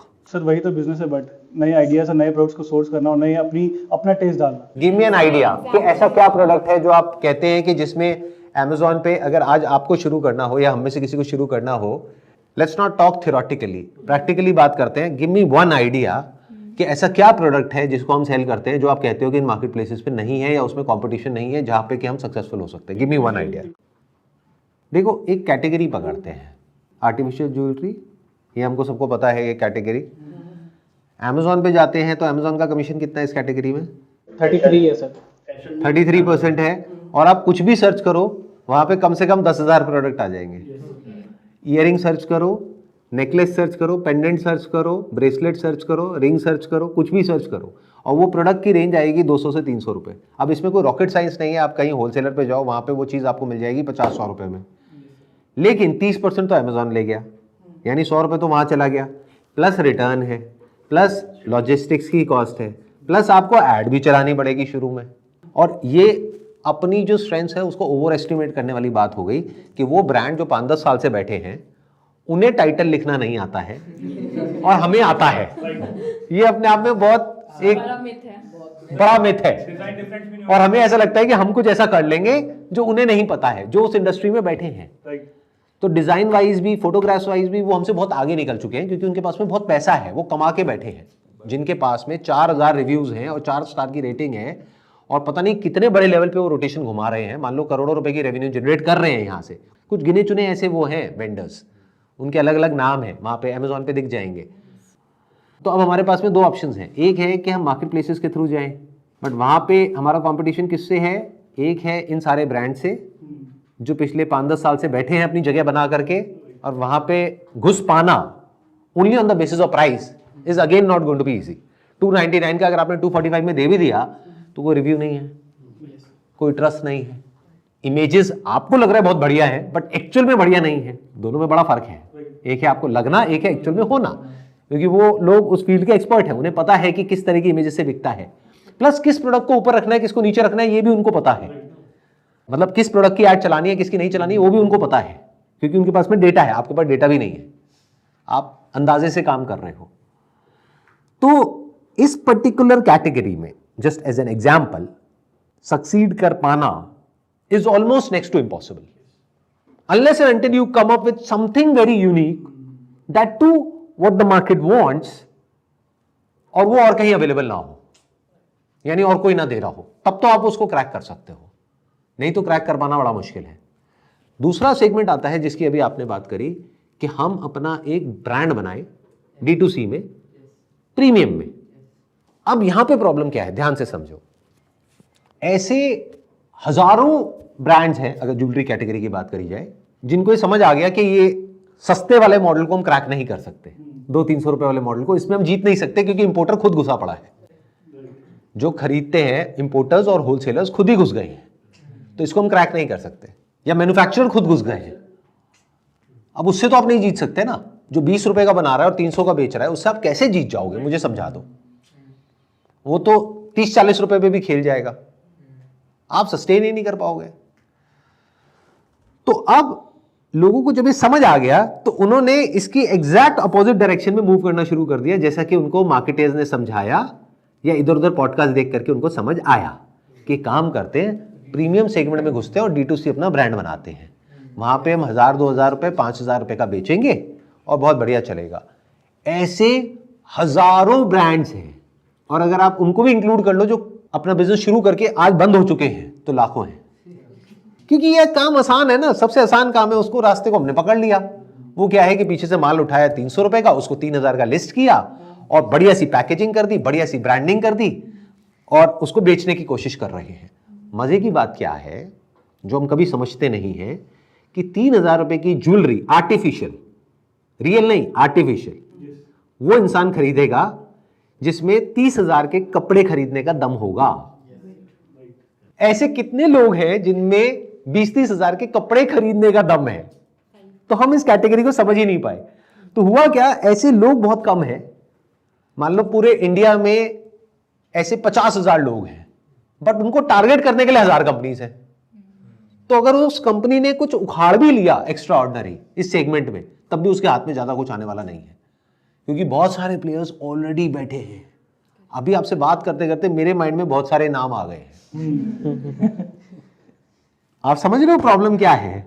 But ये इतना डीपली हम कभी चीजों को समझते नहीं है। हम सीधा छलांग मारते हैं, जा करके किसी डिजिटल मार्केटर से बात करते हैं, वो इंसान एक बहुत बढ़िया सी कहानी बनाता है, या किसी एजेंसी से बात करते हैं, हाँ ये तो हो जाएगा, आपको प्रीमियम तरीके से इसको ऐसे प्रेजेंट करना है, ये करना है, वो करना है, क्योंकि आप लोगों का काम ही यही है, राइट? नहीं तो आप कैसे खाओगे? तो अब आपने बढ़िया सी प्रेजेंटेशन दी, वो प्रेजेंटेशन देख करके वो इंप्रेस हो गया, उसके तो माइंड में आ गया कि अगला मैं ही हूं, मैं शार्क टैंक में जाऊंगा, मेरे को इतने करोड़ की फंडिंग मिलेगी, उसके बाद में मेरा ब्रांड इतना बड़ा हो जाएगा, फिर उसके बाद में इसकी वैल्यूएशन 100 करोड़ हो जाएगी, 200 करोड़ हो जाएगी। बाद में पता लगता है कि जेब से लग गए 10-20 लाख रुपए जो एजेंसी ने लिए, जिस एजेंसी ने एक्चुअल में खर्च किए, अगर वो ईमानदार है तो 5 लाख रुपए, 5 लाख रुपए जेब में डाले, अगर बेईमान है तो लाख रुपए खर्च किया, 9 लाख रुपए जेब में डाला। मैं ठीक कह रहा हूं, गलत कह रहा हूं? ऐसा होता है ना रियलिटी में। और वो बंदा 10 लाख लगाने के बाद में शांति से जाकर के अपने घर पे बैठ गया, उसको समझ नहीं आया मैं क्या करूं। ये सब क्यों हो रहा है? क्योंकि वो कभी डीपली समझ ही नहीं पा रहा कि मार्केट एक्चुअल में है क्या। एक तरफ है एक मार्केट जो मार्केट प्लेसेस वाली है, जहां पे करोड़ों लोग हैं, एक तरफ है एक ऐसी मार्केट जहां पे बहुत कम लोग हैं, लेकिन उनको बेचने के लिए उनसे भी ज्यादा लोग हैं।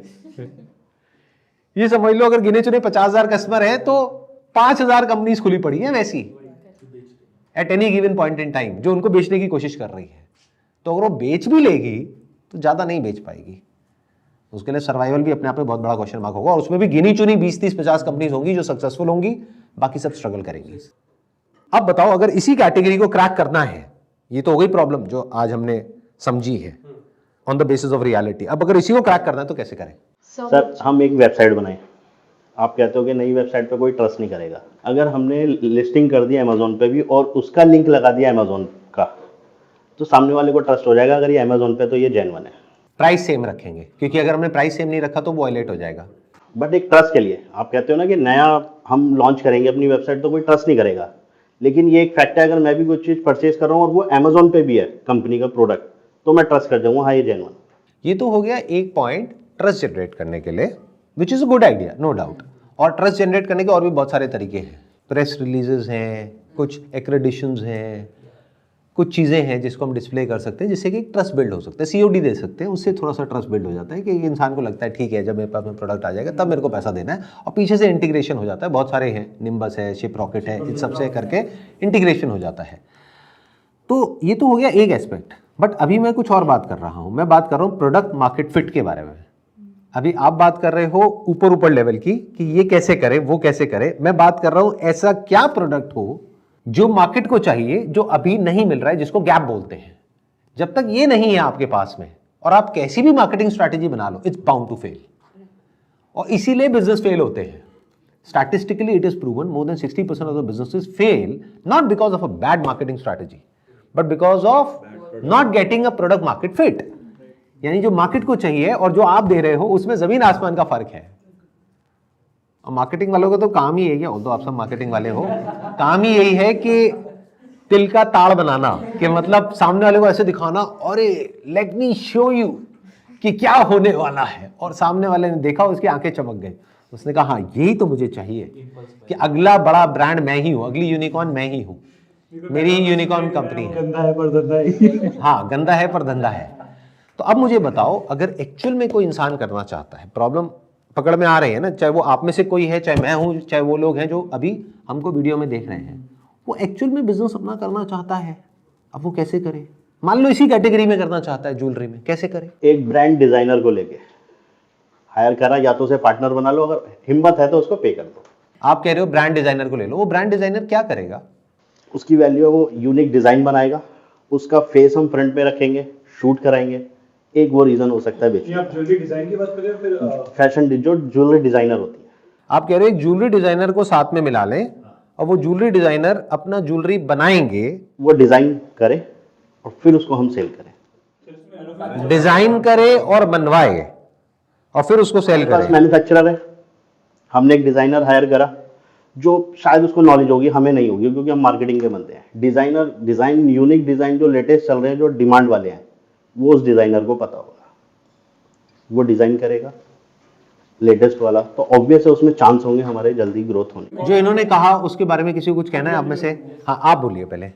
सर जो मैन्युफैक्चरर कर रहा है उसको पता है मार्केट में क्या ज्यादा चल रहा है या नहीं चल रहा, तो अगर कोई मैन्युफैक्चरर से ही कोलैबोरेट कर ले कि लाइक हम आपको मिनिमम इतना देंगे MOQ एंड मतलब एक उससे कोलैबोरेशन हो जाए तो बहुत अच्छे से हो सकता है क्योंकि प्राइस उसमें कम रहेगा, कॉस्ट ऑफ प्रोडक्ट। MOQ का मतलब होता है मिनिमम ऑर्डर क्वांटिटी, कि मतलब कोई और उसको बड़ी क्वांटिटी में दे सकता है क्योंकि उसके पास में डीपर पॉकेट्स हैं और वो सीधा बोलेगा। और वो कौन बोलेगा? जो ऑलरेडी सेल कर रहा है, वो जा करके मैन्युफैक्चरर से बात कर सकता है क्योंकि उसके पास में ऑलरेडी एक टर्नओवर है और वो जा करके उससे बनवा सकता है और वो बेच सकता है। You are right up to a certain extent, but what he is saying is also right. What he is saying is कि अगर आप किसी ज्वेलरी डिजाइनर को हायर कर लो या अपने साथ में मिला लो पार्टनरशिप में, या ऑन अ कंसल्टेंट बेसिस उसके साथ में जुड़ जाओ और कुछ यूनिक डिजाइन बनाओ और जा करके उसको सेल करने की कोशिश करो, तो हो सकता है आप इस बिजनेस मॉडल को क्रैक कर पाओ थ्रू मार्केट प्लेसेस। सर इसमें राइट, हाँ आप बोलिए, क्या कहना चाह रहे हैं? पास्ट में मैंने कंपनी के साथ ऐसा काम किया था काफ़ी टाइम पहले, तो ज्वेलरी कंपनी थी, वहाँ पे डिज़ाइनर को भी हायर किया गया था, उससे ज्वेलरी डिज़ाइन भी करवाई गई थी, बट जब MOQ सुने थे और प्राइसेस सुने थे तो फिर लग गई थी। आपको इसका भी एक प्रैक्टिकल फ्लॉ बताता हूँ जो आप कह रहे हो, उसमें क्या फ्लॉ है।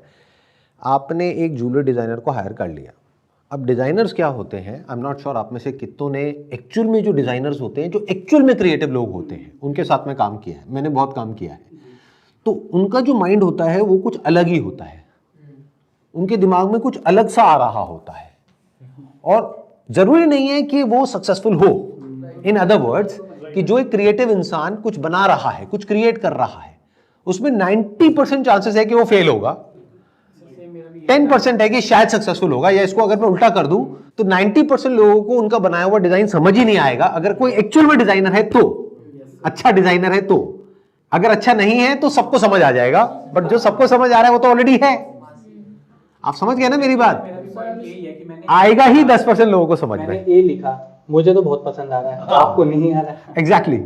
सो इसमें हम सर अलग अलग डिजाइनर्स ले सकते हैं ना। फिर जैसे हमने फॉर एग्जांपल 5-7 डिजाइनर्स के हमने ज्वेलरीज अपने पास रख ली और सेल कर रहे हैं उसको, तो हम उसमें ये कैटेगरी देख सकते हैं कि भाई कौन सा डिजाइनर्स की ज्वेलरीज हमारी ज्यादा जा रही है। फिर बाद में अगर उसके साथ ज्यादा बड़ा काम करना है तो तब वो बात की बात में देखी जाएगी। It's a good idea, but उसमें इन्वेस्टमेंट बहुत हो जाएगी क्योंकि एक पहले एक डिजाइनर डिजाइन कर रहा है, फिर एक मैन्युफैक्चरर से आप बनवा रहे हो, उसको बनवाने की डाई की अपनी एक कॉस्ट है, प्लस एक मिनिमम ऑर्डर क्वांटिटी है।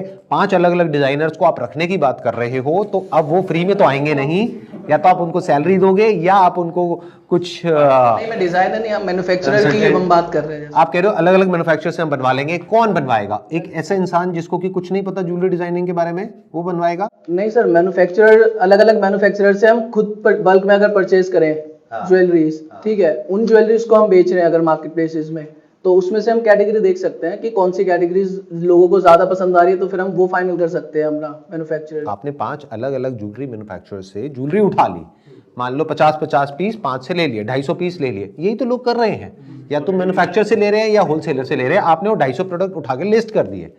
अब एक कहावत है, जंगल में मोर नाचा किसने देखा, कि 10,000 प्रोडक्ट्स हैं, वहां पे कहीं आपके प्रोडक्ट दबे हुए पड़े हैं, किसी को नहीं पता है उसके बारे में। अब जब वो बिकेगा ही नहीं तो आपको कैसे पता कि कौन सा अच्छा है कौन सा बुरा है? हो सकता है उन 250 में से कोई बहुत अच्छा हो, लेकिन जब बिकेगा तभी तो पता लगेगा। बिकेगा कैसे? जब दिखेगा, तो दिख तो रहा ही नहीं है। अब दिखाने के लिए क्या करना पड़ेगा? ऐड चलाना पड़ेगा। अब 250 में से किसकी ऐड चलानी है किसकी नहीं, आपको पता ही नहीं है, तो आप फंसे पड़े हो ना। ऑल्सो सर इसमें इन्वेंट्री प्रॉब्लम भी होगी, बिकॉज सर अगर हमारे पास 100 डिजाइन है तो मार्केट प्लेसेस पे ऐसा होता है आपके 2 ही डिजाइन बहुत क्वांटिटी में बिकेंगे एग्जैक्टली, एंड बाकी बहुत मिनिमम चलेंगे। बेसिकली 2 तो नहीं होते, बट हाँ 80-20 का रेशियो चलता है। 80% of the revenue comes from 20% of the products. ये 100 में से 20 प्रोडक्ट चलेंगे। 2 भी आपने एक हद तक ठीक कहा है कि 100 में से 2 प्रोडक्ट ऐसे होंगे जो बहुत ज्यादा चलेंगे, 18 ऐसे होंगे जो चलेंगे और 80 ऐसे होंगे जो पड़े रह जाएंगे, और उन 80 की कॉस्ट भी आपको उन 20 से रिकवर करनी है। ये हम कभी कैलकुलेट नहीं करते हैं। यहाँ पे एक बहुत इंपॉर्टेंट इंसाइट है। एक इंसान जब बिजनेस करता है वो ये देखता है कि मैंने 100 रुपए का खरीदा, 300 का बेच दिया, तो मेरे को इतने का प्रॉफिट हो गया। वो ये नहीं समझ रहा कि 100 में से 80 प्रोडक्ट या 100 में से 80 रुपए तो वेस्ट होने वाला है। 100 में से 80 प्रोडक्ट तो बिकेंगे ही नहीं कभी भी। तो वो जो डेड इन्वेंट्री है उसकी कॉस्ट कहां है, वो तो आपने कैलकुलेट ही नहीं करी, और जब वो कैलकुलेट नहीं करी तो पूरा बिजनेस मॉडल ही फ्लॉड हो गया। And ideally you should go on a margin of 10x। In other words, अगर आपको एक्चुअल में सर्वाइव करना है तो आपको 100 का 1000 करना पड़ेगा, बट वो बिकेगा नहीं क्योंकि वो ऑलरेडी 299 पे बिक रहा है। तो ये काम कर क्यों रहे हो? कैटेगरी फास्ट फैशन कैटेगरी है, हर 2 महीने में एक चीज आता है, आपका स्टॉक डेट हो गया। हर थोड़े टाइम में ट्रेंड चेंज हो जाता है बेस्ड अपॉन कि जो बॉलीवुड में चल रहा है, हॉलीवुड में चल रहा है, या जो इंस्टाग्राम पे जो इन्फ्लुएंसर्स हैं वो कर रहे हैं, उसी की कॉपी या उससे मिलता जुलता कुछ चलता है। तो आपका पुराना स्टॉक तो गया, तो आपको जो पैसा कमाना है वो सारा उन 20 से कमाना है, बट हमें लग रहा है कि उस 100 पे हमको 3 गुना मिलने वाला है। अरे जो 80 पड़े रह जाएंगे उसकी कॉस्ट कहाँ है, वो तो आपने कैलकुलेट ही नहीं करी। तो बताओ कोई तरीका है इसको क्रैक करने का, या हम हार मान रहे हैं कि नहीं ये क्रैक हो ही नहीं सकता? What if we combine 2 products and make one new product which can be like let's say कि एक chain निकाले which can be wearing neck, wrist, which would be like a new product in the market and वो इतना disrupt कर देगा like market को, like अभी existing नहीं है and it can be like wear multiple places. It's a good idea. मतलब आपने ध्यान से समझा इन्होंने क्या बोला, कि कोई ऐसा प्रोडक्ट हो जिसकी मार्केट को डिमांड है, लेकिन उसके लिए एक इंसान को 3 अलग अलग प्रोडक्ट खरीदने पड़ रहे हैं 299 के। क्या हो अगर एक ऐसा प्रोडक्ट हो, मान लो 399 का, जो वो तीनों पर्पस को सॉल्व कर दे। और जो आपने कहा ऐसे प्रोडक्ट हैं ऑलरेडी, लेकिन इतने नहीं है, और प्लस अगर इसको आप बनवा लें अपने हिसाब से। अब वो कैसे बनवाएंगे? एक है आप अपने हिसाब से बनवाएं, यानी जो आपको अच्छा लग रहा है, तो वो गारंटेड फेल होगा। तो आपको क्या करना है, पहले आपको देखना पड़ेगा मार्केट प्लेसेस पे कौन से ऐसे प्रोडक्ट्स हैं जिनके ऊपर नंबर ऑफ रिव्यूज बहुत ज्यादा है और क्वालिटी ऑफ रेटिंग बहुत अच्छी है। ये बात बहुत ध्यान से समझना, आप लोगों को समझ आती होगी, बट अगर कोई बिजनेस कर रहा है अपना शुरू, तो उसके लिए समझना सबसे ज्यादा इंपॉर्टेंट है। Never go by your gut feel. Gut feel क्या होता है? पेट तो वैसे ही आधे से ज्यादा लोगों का खराब है आज की डेट में, लाइफस्टाइल ऐसा है, पेट खराब है। तो गट फील क्या होता है? तो never go by your gut feel, go by data. पहले देखो कि अगर इन मार्केट प्लेसेस पे क्या है जहां पे क्वालिटी ऑफ रेटिंग अच्छी है, यानी 4 स्टार और उससे ऊपर है। इससे क्या समझ आया कि जो प्रोडक्ट अल्टीमेटली कस्टमर तक पहुंच रहा है सर एक उसमें- मैं आपको इंटरप्ट करूंगा, हाँ, सॉरी प्लीज बताइए। सर इसमें भी लूप होल है, आप पेड रिव्यूज करा सकते हो। बट क्या अब वो पकड़ नहीं लेते हैं मार्केट प्लेसेस? नहीं सर, ऐसी एजेंसीज हैं जो आप जाओगे बोलोगे मुझे पेड रिव्यूज कराने, करा देंगे। बट क्या ये ब्रांड्स के लिए बहुत रिस्की नहीं है पेड रिव्यूज कराना? क्योंकि अगर वो पकड़ में आ गए तो वो सस्पेंड हो जाएंगे। वो ऑर्डर किया जा रहा है, वो डिलीवरी की जा रही है, तब ऑर्डर रिव्यूज आ रहे हैं। कितने पेड रिव्यूज करवाए जा सकते हैं और पेड रिव्यू कितने के होते हैं? सो एजेंसी जो लाखों में कर रही है सर 4-4 हज़ार 5-5 हज़ार रिव्यूज उस पे होना सर नेक्स्ट टू इम्पॉसिबल है। अभी हम 1 साल से काम कर रहे हैं, अगर अमेजोन पे 4 रिव्यू नहीं होते। अगर हम ऑर्गेनिकली बात करें, मैं खुद नहीं करता, मैं कुछ भी। तो आप कह रहे हो पेड रिव्यूज हो सकते हैं? यस सर, हर Yes, ब्रांड यही सर, कर रही है। हो सकते हैं सर, होते हैं, मैक्सिमम पेड ही होते हैं। होते हैं सर। तो अगर आप ये कह रहे हो कि पेड रिव्यूज होते हैं, तो अब वहां पे एक और बहुत बड़ा क्वेश्चन मार्क आ गया कि अगर वो पेड रिव्यूज हैं तो हमें कैसे पता लगे कि एक्चुअल में बेस्ट सेलिंग प्रोडक्ट्स कौन से हैं? हमें एक्चुअल में पता है क्या चाहिए मार्केट प्लेस में, कि जो प्रोडक्ट बेस्ट सेलिंग हो, और हमें कुछ नहीं चाहिए। ये कैसे पता लगेगा? क्या नंबर ऑफ रिव्यूज भी आप कह रहे हो वो भी गड़बड़ हो सकती है? मान लो एक रिव्यू 500 रुपए में हो जाता है, तो अगर 5000 रिव्यू दिख रहे हैं तो उस बंदे ने 25 लाख रुपए खर्चा है उन रिव्यूज के लिए। Is that what you are saying? Sir 25 lakh sir आटे में नमक तो सबने डाला हुआ है। सॉरी, आटे में नमक तो सबने डाला है। आटे में नमक डाला है, बट नमक में आटा नहीं है ना। नमक में आटा नहीं है। तो मान सकते हैं कि 5000 रिव्यूज में से 20% खरीदे हुए होंगे, जिसकी वजह से वो एल्गोरिथम में ऊपर आ गया। उसके बाद में तो ऑर्गेनिकली आ रहे हैं ना, मतलब कुछ तो जेन्युइन भी होंगे।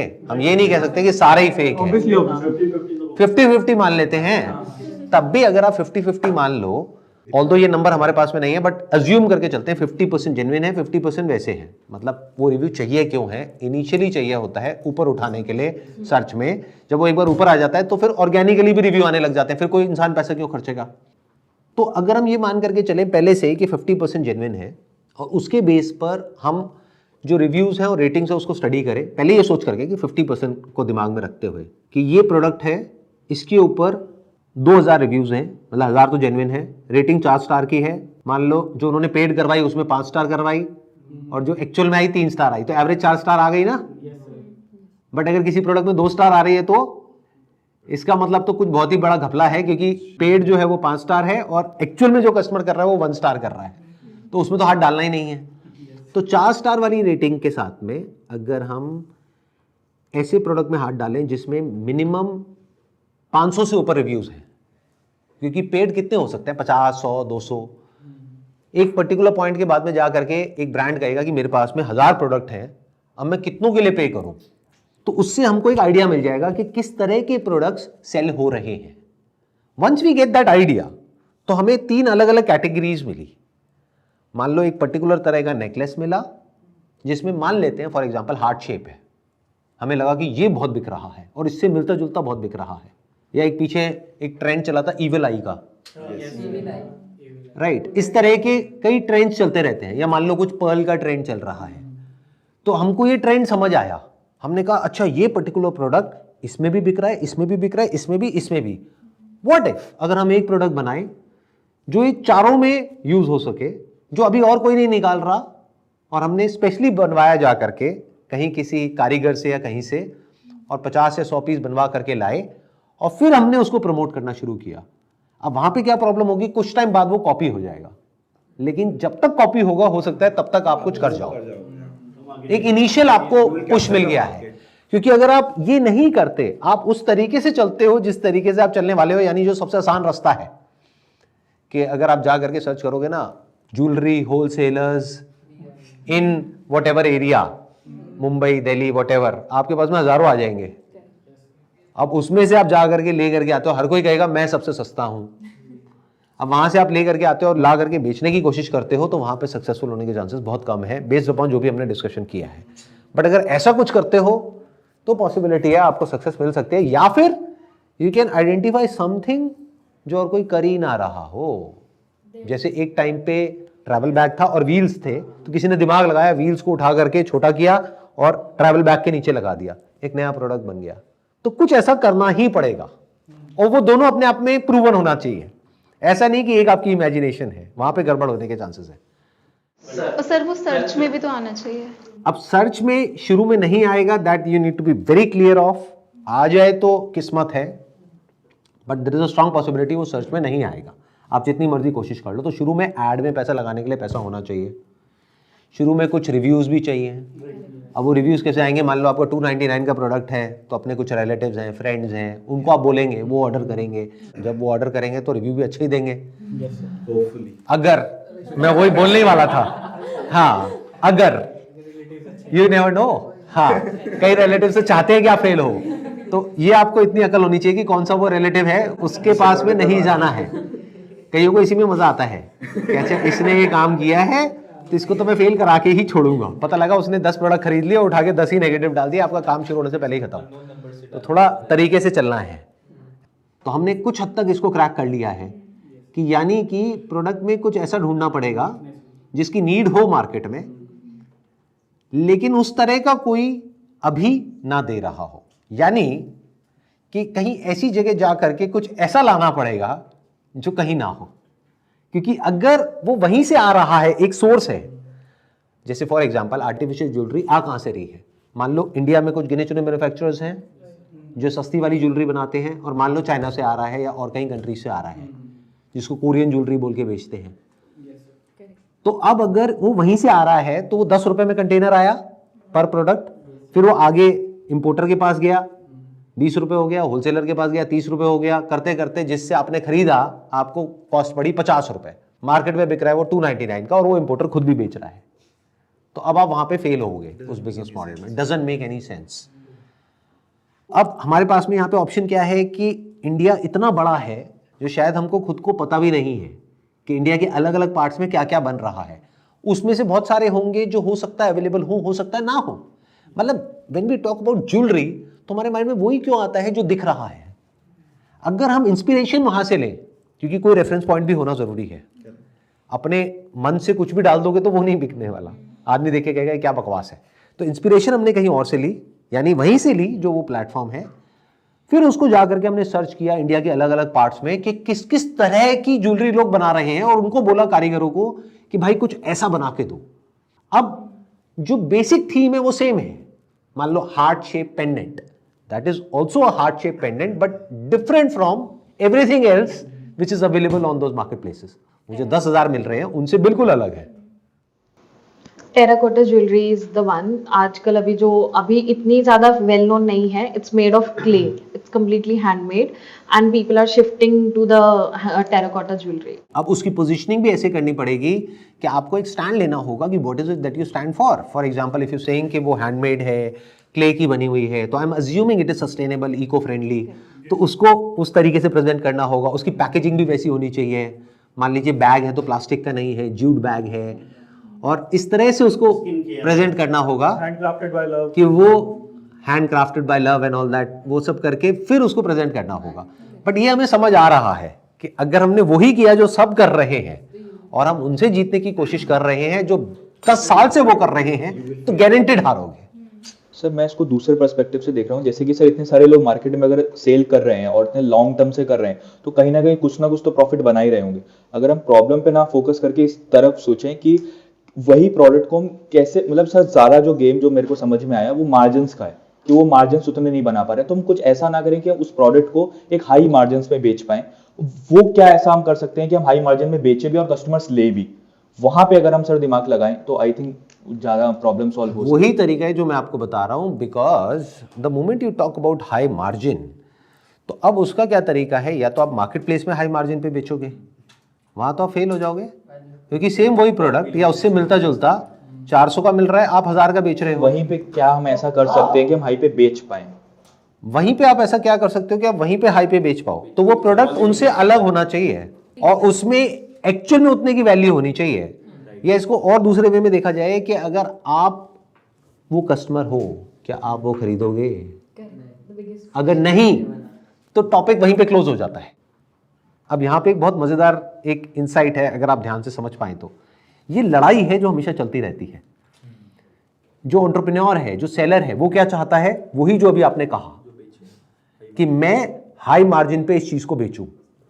कस्टमर क्या चाहता है, नो मार्जिन पे खरीदूं। नो मार्जिन क्या होता है, दैट कस्टमर वांट्स कि मैं तो लूट लूं, फ्री में मिल जाए मुझे। This is what the customer wants. अब ये एक बैलेंसिंग एक्ट है, जहां आपने यहां पे गलती करी वहीं पे आप फेल हुए। It's like walking on a rope. Sir but जो इतने सारे लोग बेच रहे हैं और इतने लॉन्ग समय से बेच रहे हैं और आगे आने वाले समय में बेचेंगे, तो कुछ ना कुछ तो ऐसा कर रहे होंगे।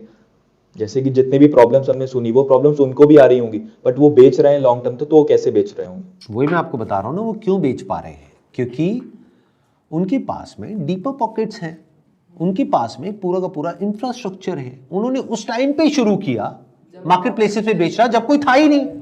जब उस टाइम पे मान लो टोटल सेलर्स ही 10,000 थे, आज लाखों में है, शायद करोड़ों में भी हो तो कोई बड़ी बात नहीं है। तो जब हजारों में थे तो उस टाइम पे कंपटीशन नहीं था, लेकिन डिमांड बहुत थी, क्योंकि ये मार्केट प्लेसेस बहुत ऐड कर रहे थे, तो बहुत नए नए कस्टमर्स आ रहे थे। तब उन्होंने अपनी एक जगह बना ली।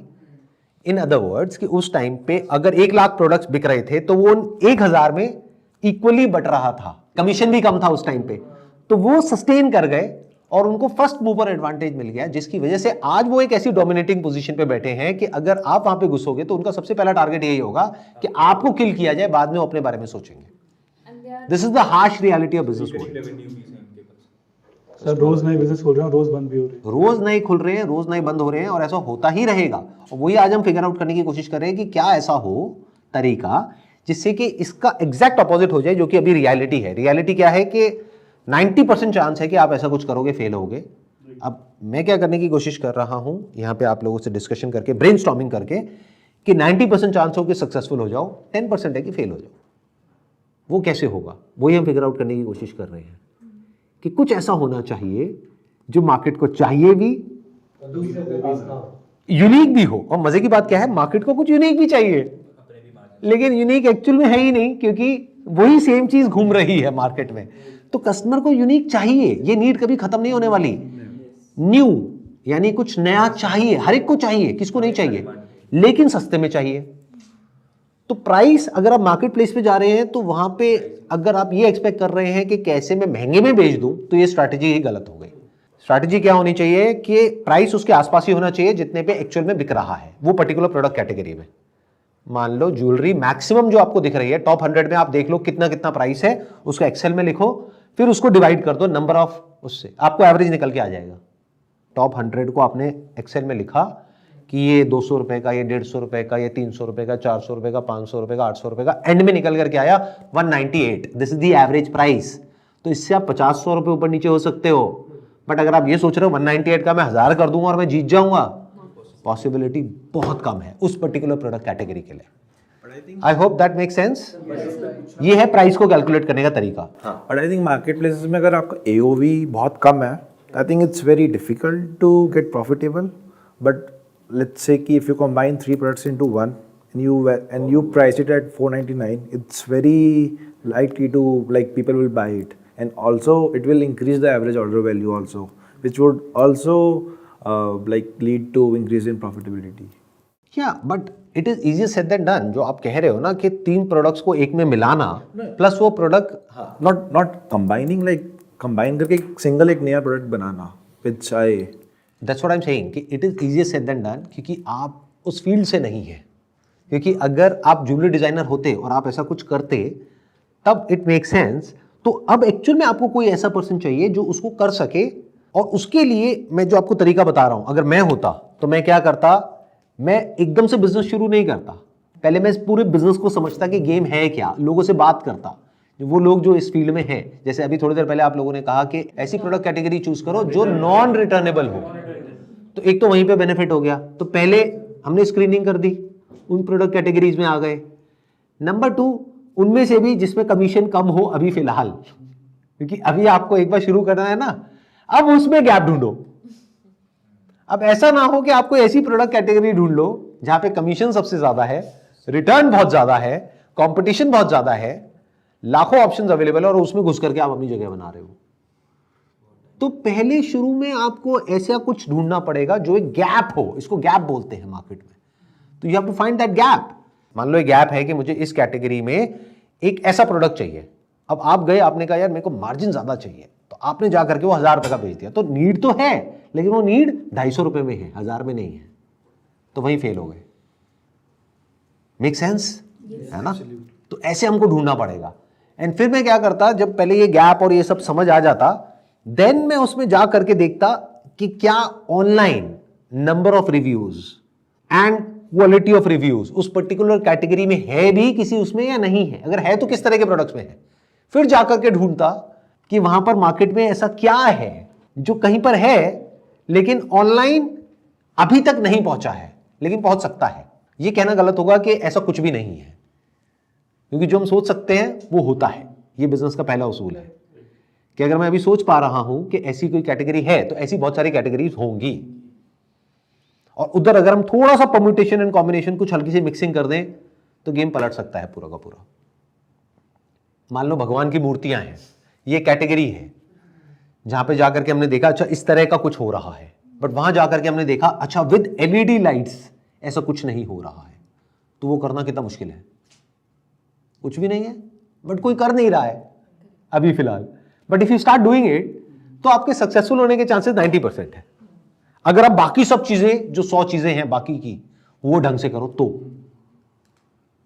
तो अब हमने कुछ हद तक क्रैक किया है इसको, बिजनेस मॉडल को। There is a market place also जो अभी हम लोगों ने डिस्कस ही नहीं करी, Etsy। दिस इज एक्सपोर्ट के लिए है, इंटरनेशनल कस्टमर्स के लिए। And what the benefit is, वो एडवांस में आपको पेमेंट करते हैं, and then you have to ship the product, and they give you good enough time also, like if you want 2-3 days also you can have 2-3 days, 7 days भी चाहिए तो वो मतलब इन्वेंट्री भी उसमें। आपने कभी किया है उसमें? I am doing it 50% 60%। अभी कितना पैसा आ रहा है वहां से महीने का? कितनी सेल हो रही है? Approximate 1 to 1.5 lakh per month. और उसमें कितना मार्जिन हो जाता है? 50-60%। क्योंकि डॉलर्स में सेल होता है। Right. There is a conversion fluctuations and तो ये आपने क्या किया, अल्टीमेटली आपने एक ऐसा गैप ढूंढ लिया, अब वहाँ पे भी आपको कुछ ऐसा ढूंढना पड़ेगा। अभी आप क्या प्रोडक्ट कैटेगरी में हैं?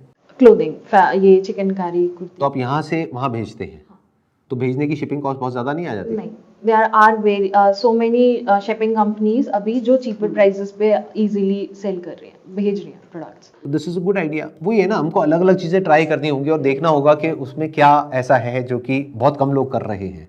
Sellers are very limited on that platform अभी। लेकिन मैंने जहाँ तक सुना है कि एटसी में आपको एम्पैनल होने में डिफिकल्टी आती है इनिशियली। अब नहीं, अभी उन्होंने for the time being they have restricted from Indian sellers पीछे अभी for few time only, months only, they will start it again, but previously वो बहुत ही ज्यादा इजी था, बट अभी नहीं है। अभी for the time being, but just because this reason, क्योंकि एकदम से वेंडर्स बहुत ज्यादा बढ़ गए थे एंड फेक बहुत ज्यादा इंडिया से बहुत ज्यादा फेक ऑर्डर्स वगैरह बहुत ज्यादा बढ़ गए थे सेलर्स, तो उसको अभी उसके ऊपर वो वर्कआउट कर रहे हैं। I had a word with one of executive, तो उन्होंने मुझे ये रीजन बताया था कि this is one of a reason, तो उसकी वजह से। बट आप एम्पैनल्ड हो? हाँ, I am from past approximate 2020 तो से। इसको फर्स्ट मूवर एडवांटेज बोलते हैं, क्योंकि ये अभी एम्पैनल्ड हो गई हैं उस प्लेटफॉर्म पे जहाँ पे इंडिया में इतने कस्टमर्स नहीं हैं, लेकिन यूएस में और जो कंट्रीज हैं वहाँ पर बहुत कस्टमर्स हैं। I know about this platform, मुझे पता है इसके बारे में। ETSY करके है ये, राइट? एटसी, हाँ।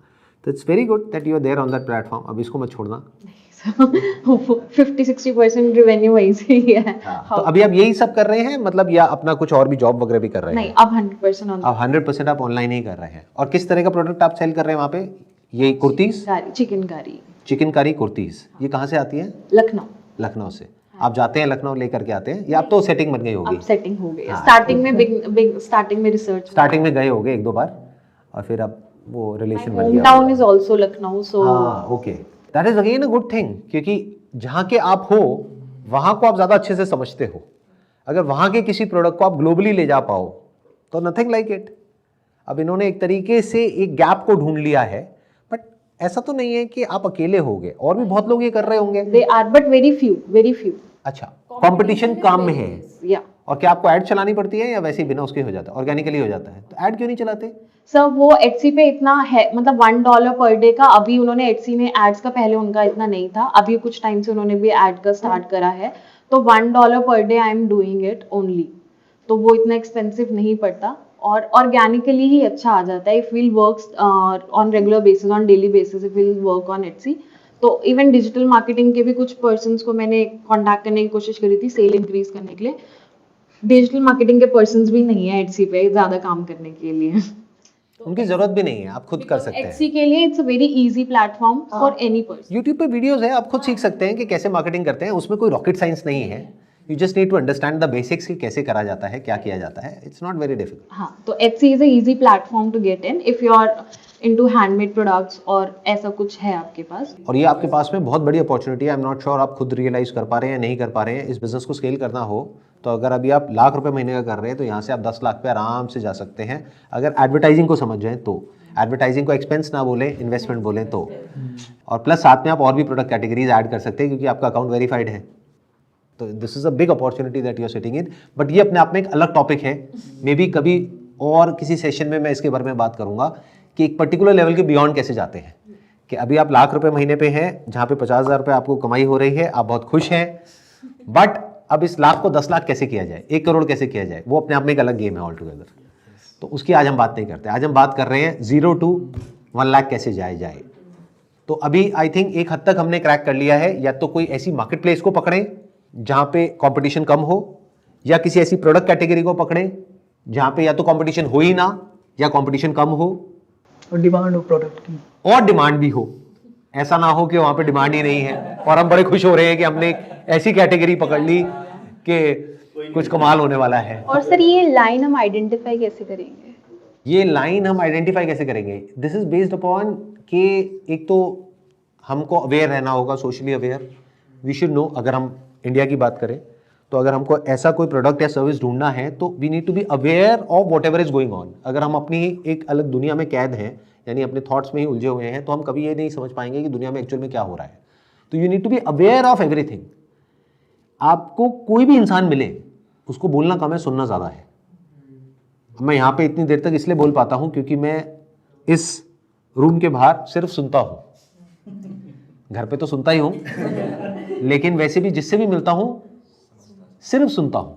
आराम से बैठ करके पूछता रहता हूँ एक के बाद एक क्वेश्चंस, जब तक कि वो इंसान इरिटेट ना हो जाए। अगर वो मुझे नहीं जानता है तो, अगर जानता है तो वो बात कर लेता है, दिक्कत नहीं आती है।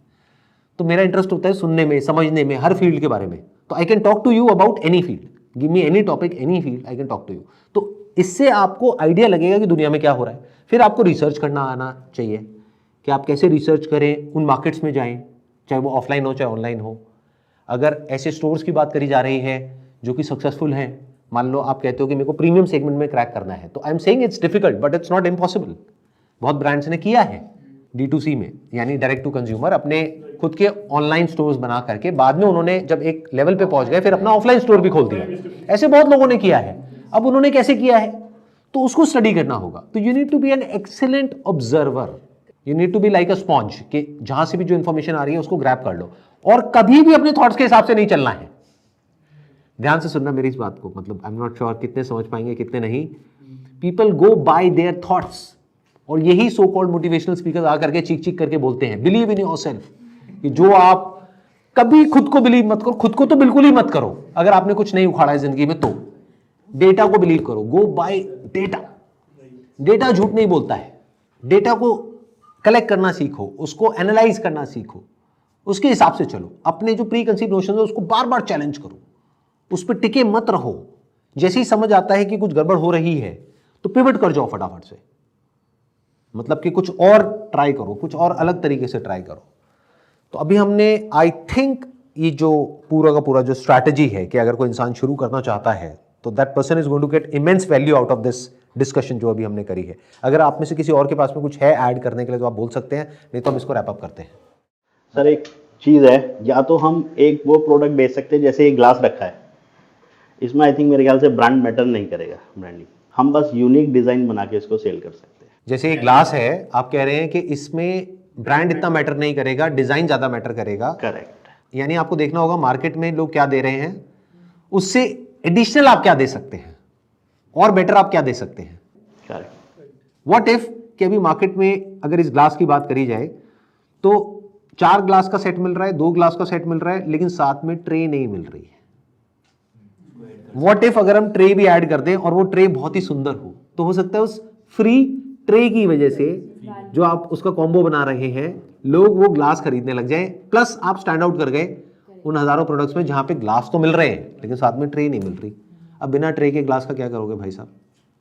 अब ये दो अलग अलग चीजें हैं, दोनों के वेंडर्स अलग अलग हैं, एक वुड की है एक ग्लास का है, तो एक कहीं से आया एक कहीं और से आया, इन दोनों को आपने जोड़ा, एक नया प्रोडक्ट तैयार हो गया जो इनका पॉइंट था, लेकिन less complicated then what he was saying.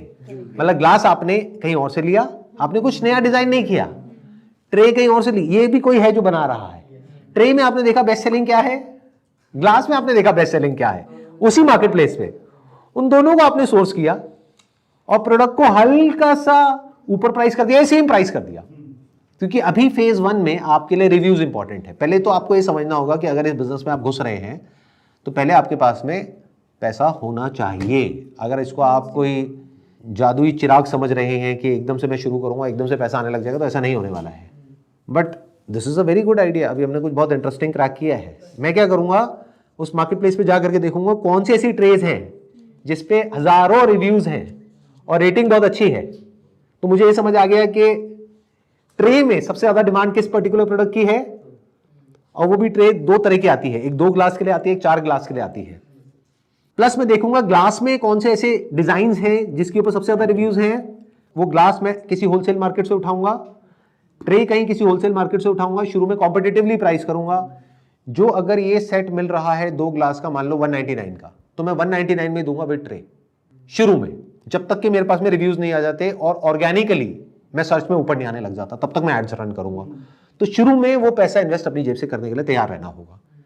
फिर धीरे धीरे मैं इसी तरीके से क्रिएटिव चीजें ला करके अपनी एक अलग जगह बना लूंगा कि जो भी मैं करूंगा मैं अपना एक रूल बना लूंगा कि मैं वो करूंगा जो और कोई नहीं कर रहा।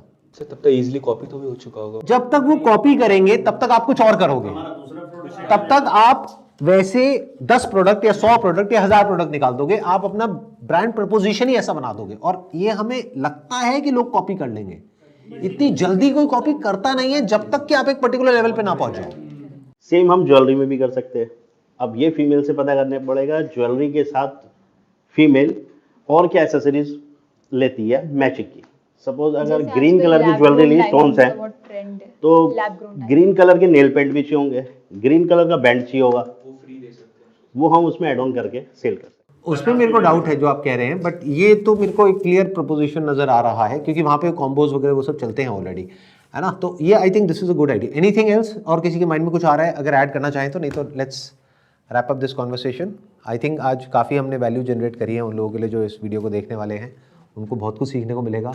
एक तो उनके वो मिथ टूटेंगे कि हम एकदम से उसको शुरू कर देंगे और करोड़ों में खेल जाएंगे, ऐसा नहीं होने वाला है।